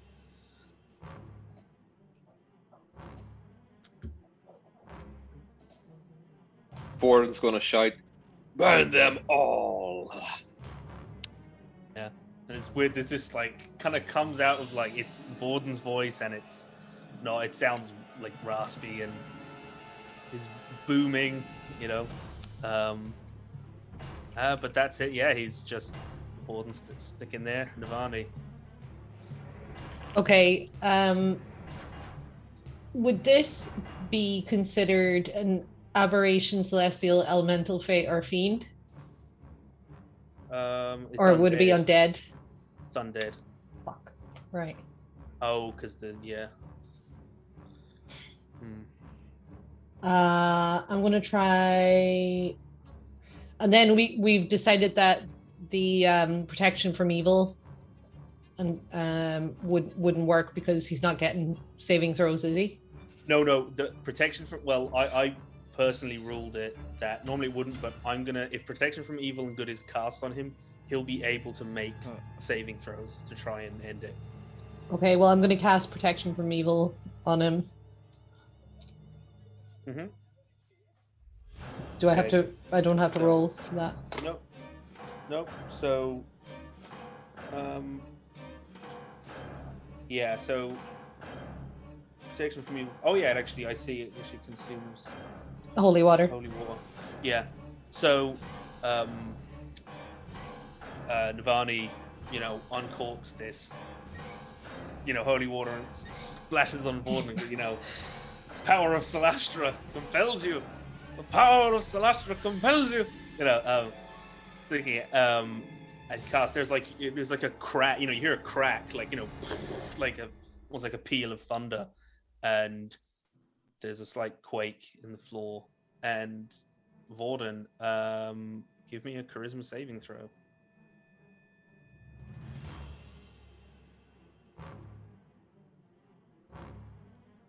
Oh, the tension. No. Oh No, because it's a -2. Fuck. Oh. Fuck. No, it's like That for a was so nearly a second, 20. Vorden is like, I fight is like almost. Does Vorden want to say anything? You can say something before it wrestles control back. Yeah, kind of like very, very briefly gets control, and he like tries to sheath his sword, and he says, "Don't hold back," and then he gets taken over again. Cool. Andy, you are on. I'm Vorden's on back. Borden. As- Yeah. Yeah, you got holy water in your eye. Okay. So Andy is just gonna kind of like not shout, but like speak into his ear since it's close, and be like, "Come on, Vorden, you can do this. Kick it out, take control." And then she's gonna bonk him on the head. She's probably not gonna help him take control, but yeah. You should have had advantage on that as well. That roll, Which Paddy or Borden should have had advantage on that roll. should he? That's only if you cast it before he was possessed. I Oh, think. right, okay. Oh, sorry. Yeah. Am I right in saying that, Ben? I don't want to be speaking for you. See, it's If the target is already charmed, frightened, or possessed by such a creature, the target has advantage on any new saving throw against the relevant effect. yeah, but he's not supposed to get saving throws against it. So I Oh, kind of split okay. the difference and was like, I'll let him save against it. Okay, all right. Sorry. No, but I do. Yeah, sorry. And that's up for 10 minutes. Well, as long as I concentrate yeah, on it. yeah. Okay. Sorry, did you hit Andy? We'll go for a hit. She's bonking him on the head. Gonna He's go bonking him. for a hit. Yeah. Bonk check. Bonk check. Ryan Ban. Yeah, wooden spoon. Again, didn't yeah. work. Mercifully, Andy's constantly like, "Ugh, this is really not Andy's. It's not like, the finesse and the thing. Just getting like, really brute forcing is not the way she does. It's not things. her normal way. Is Andy gonna? Oh no, bonus action, she's sticking. she's staying on there. Yeah. Yeah, she's on the bucking bronco. Doral. Yeah, Warden's just wrestles control back. Don't hold back. Navani's trying to. Well, he did say don't hold back, and I attempt to summon my right hand of rock. Nice. So yeah, pieces of the floor sort of coalesce and attach themselves to my hand. Yeah, I attempt to have a swing at the guy. Nice. Yeah, let's just go for a right hook. So let's see, a 23 to hit. That is a hit. Ooh. That does 1d6 bludgeoning damage. Now, what's interesting is because of my third level class feature, I can, when you roll a 1 for the damage die on an unarmed strike. Oh no, that rolled a 1. That rolled a d20. Oh yeah, it did. Yeah, but I know. Yeah, but you do have yeah. the thing, which is like Yeah, you can I reroll rolled ones, it again. Yeah, so it's an 8 damage in total. Nice. Well, not for Vorden. So Vorden, you take 8 damage, and just right across the face, Doral knocks one of your teeth out, and I'm gonna say make a charisma saving throw, because just the pain and the you get a second back where the ghost is kind of rocked.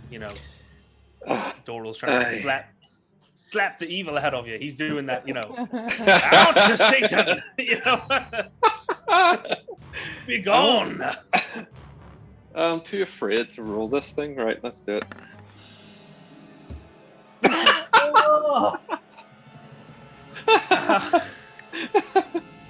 No, it's just like it's still you can I'll let yeah, that's unfortunate. So Vorden's Vorden, you get a charisma saving throw on your turn, so He make it very as- he very briefly sort of says, "Nice right hook," and gets taken over again. Oh, actually, on your turn, it's after that knock, it's like you're still kind of in and out, and it's a brief moment. You kind of just only very recently you kind of focus in on yourself, and there was all this feeling of, and the whole time you've been possessed, there's that feeling that like you get the headache and there's the heat of flames all around you, and then just as you close your eyes, wincing from this pain, there's a little image of a little altar and you and Brother Barnifer, and he kind of did this little sign. So on this at the end of your turn that's coming now, you give me another charisma save and give it to me with advantage just once, as let's see if Brother Barnifer's blessed with his little I forgot he blessed me. That's right. yeah, if you did, because there was another thing where everybody was able to pray at an altar earlier, and no one saw because I rolled for Vorten, but he had advantage because Brother Barnifer had Blessed him. sort of given him a Inspired blessing, his religion. given him a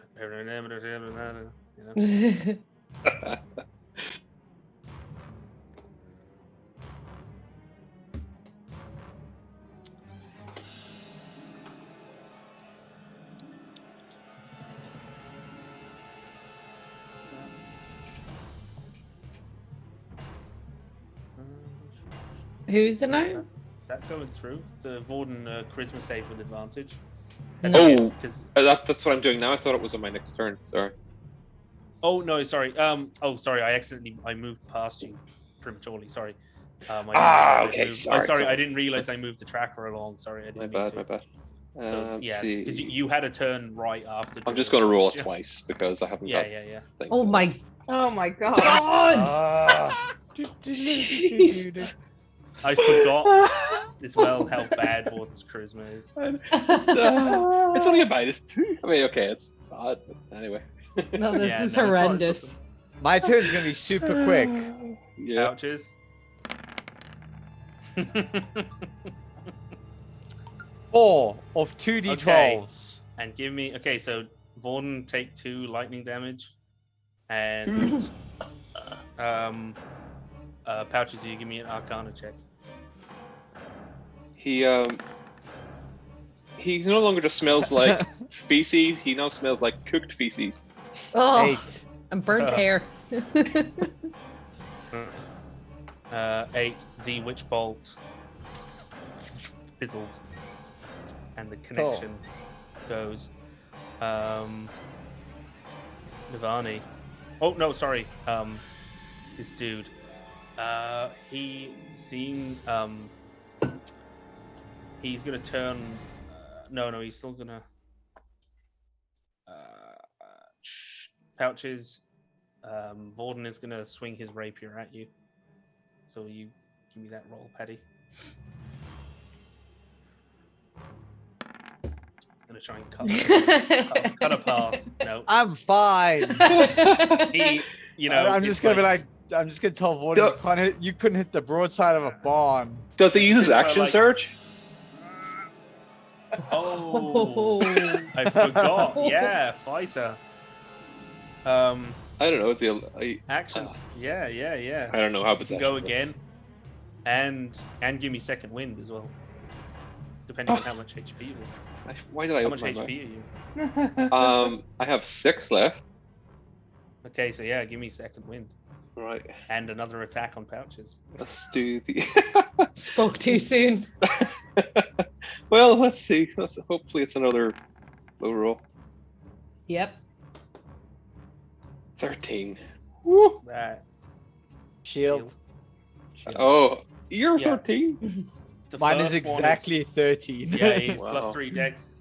The first one, it was like forward and wrestle control a bit, but then actions he takes control of the body, jabs forward, but Pouches having the witch bolt has just just dissipated, and he throws up the shield, and then second wind is 9 points. 9 altogether. Order. Yeah. Okay. Shake it off. Navani. So I'm still concentrating on You the are? protection spell. But can I attempt to Smite. I don't want to kill him, so I just kind of want to knock him out. Inside check. You're going non-lethal. Like you Yeah. just make attacks as normal, and then should it reduce him to 0 hit points, he'll just be unconscious. He won't be making death saves. Okay, so you can just use my Warhammer. Yep. Can do melee attacks, and it will. 21 to hit, 9 bludgeoning. So you wiped out the second wind. So yeah, again, Doral's just hit you that way, and this Warhammer just knocks you that way. He said it was his last will and testament, his last wish for us to beat the shit out of him. So we got a hammer right across the chops. And that's me. I should be there. Yeah, that's me. Back to 6. Andy. So still clinging to his back, Andy is going to have pulled her dagger. And she's going to be saying in his ear, "You stupid bastard, why are you making us do this? Stop it." And then she's going to stab at him. Oh, it's got dark. I like it. Oh, wow, she hits. That's a hit, yeah. We're all doing very well and- against you. and And sneak she has attack. sneak attack. And sneak attack, So, yeah. Oh, so that's 15 damage altogether. Warden goes down like a sack of spuds. Yeah, so Andy's, why are you making us do this? And then you get a knife right in the neck, and it's like cuts it. And as Vorden starts to fall, you see this strand of mist starts, almost like steam from a kettle, starts pouring out of Vorden, and then it swirls around, and where Vorden was, just essentially hovering over him is. The ghost is half materialized. You'll kind of obviously, fall off his back. Not prone or anything. It's just obviously you get off his back. The Vorden is on the ground, bleeding from the neck, and this. Well, I'm gonna say because Andy didn't say, I'm gonna try and knock him out. Yeah, no. Straight but through the jugular. The ghost is now there to be punched. Is Andy gonna Can Andy use her Engage. bonus action? She can, yeah. I think she'll just try and stab the ghost. Her offhand. Oh, Would she did have, she? her Yeah. offhand would have been holding on to Vorden though, so she probably can't do that. Yeah, she probably didn't have the other dagger out. Yeah, she's just gonna punch the ghost. Probably Yeah, not you gonna can- do I any mean, you good. can- but, Ghost puncher. Unless you want to do, yeah, that's true. Yeah, ghost punch.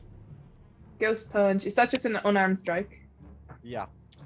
Yeah, without the strength. So if it hits, it'll do 1 damage. Punchy. Oh yeah, I forgot to put punchy there. So 21. Let me just hang on 2 seconds. Yeah. Just want to see something actually. Just let me. Yeah. So you punch, and as your 1 damage becomes 0 damage from resistance as your fist just passes through the ghost. And it's not fully materialized yet. It's but your hand is you feel it cold, and it's you pull your hand out really quickly because you can almost feel your flesh was withering, You pull your hand back, and for a split second it's wrinkled, but then it starts to go back to normal. Go back to normal. Yeah. Okay. So yeah, that's Andy's turn.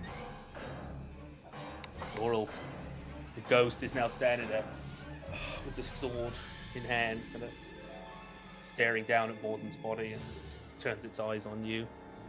All right, you son of a bitch. And I just open up on this guy. So let's see. I'll make my first attack. Arm strike. 16 to hit. Then it's a hit. Yeah. Hit, and it does 7 bludgeoning damage. Okay.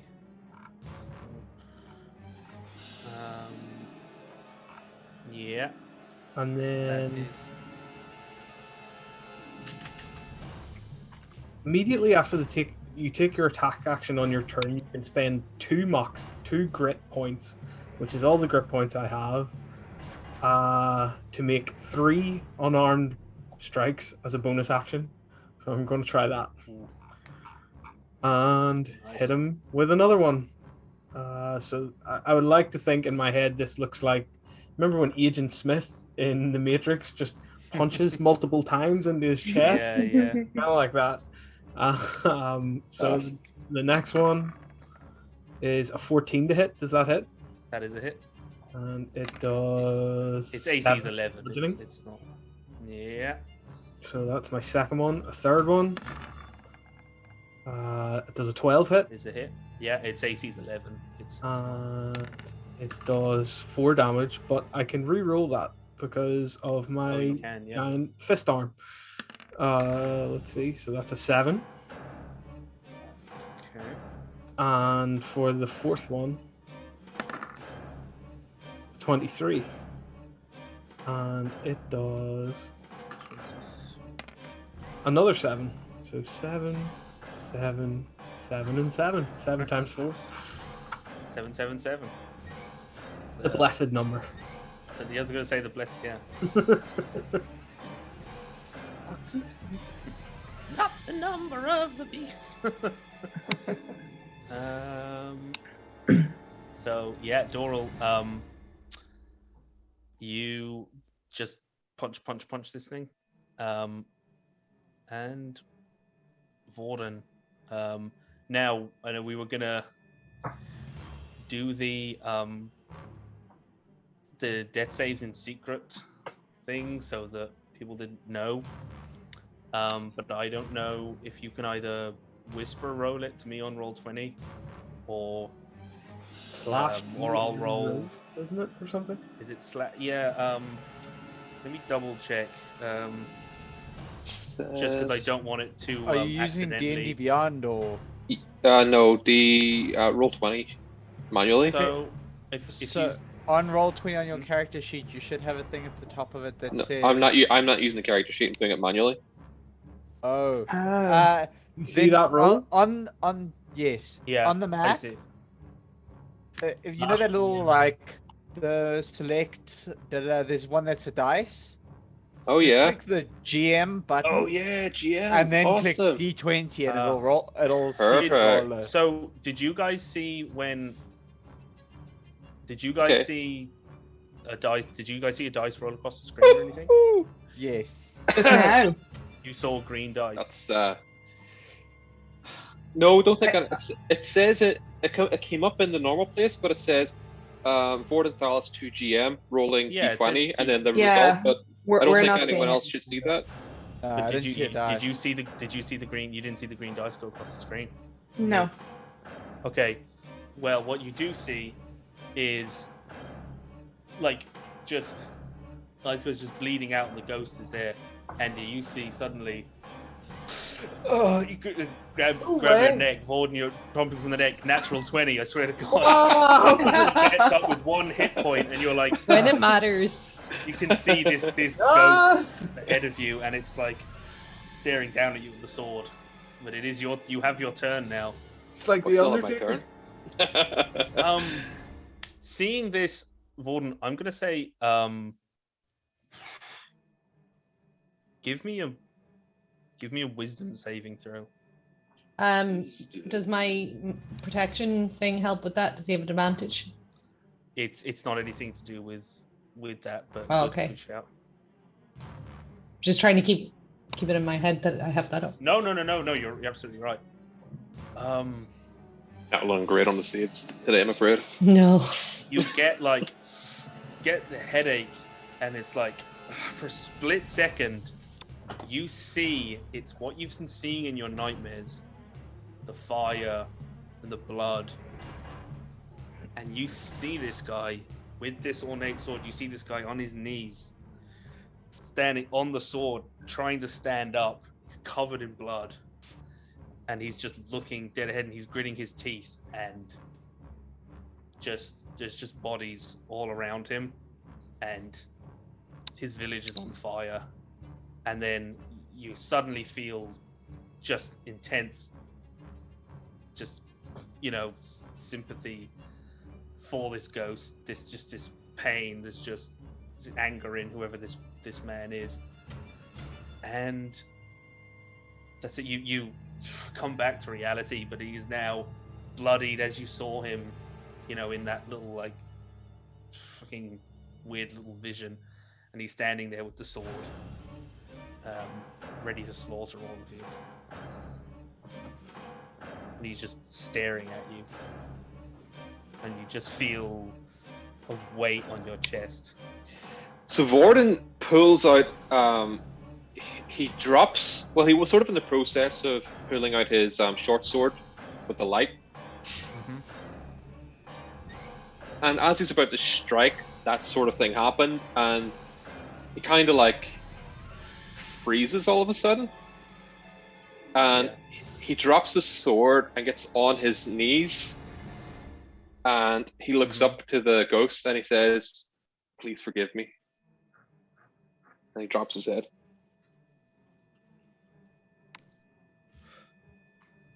What the fuck? Yeah.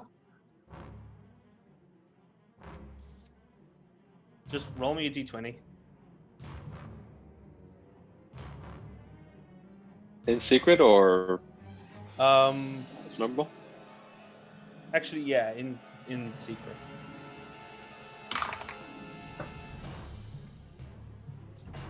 Did that work?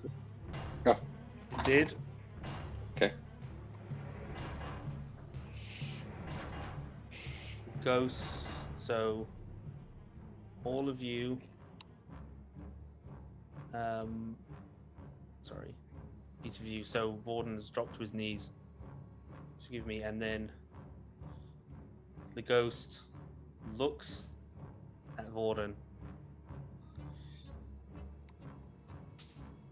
tightens its grip on the sword, and then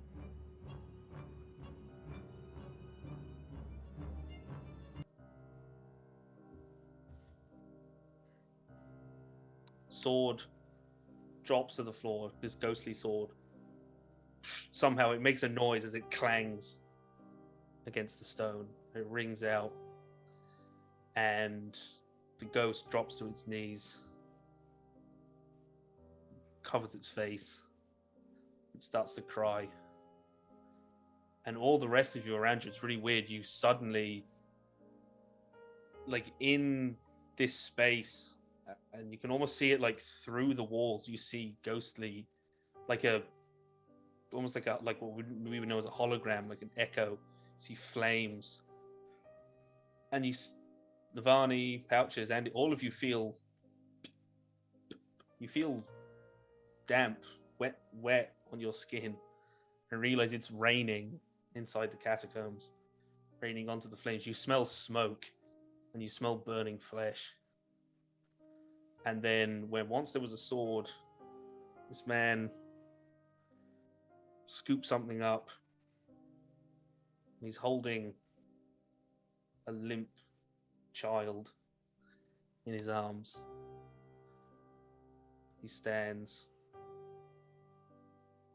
and starts to sort of move towards Pouches and Doral, as if to move past you, between the two of you.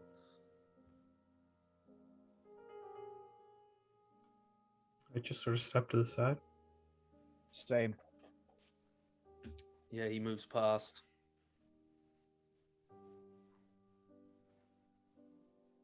He looks back at Vorden.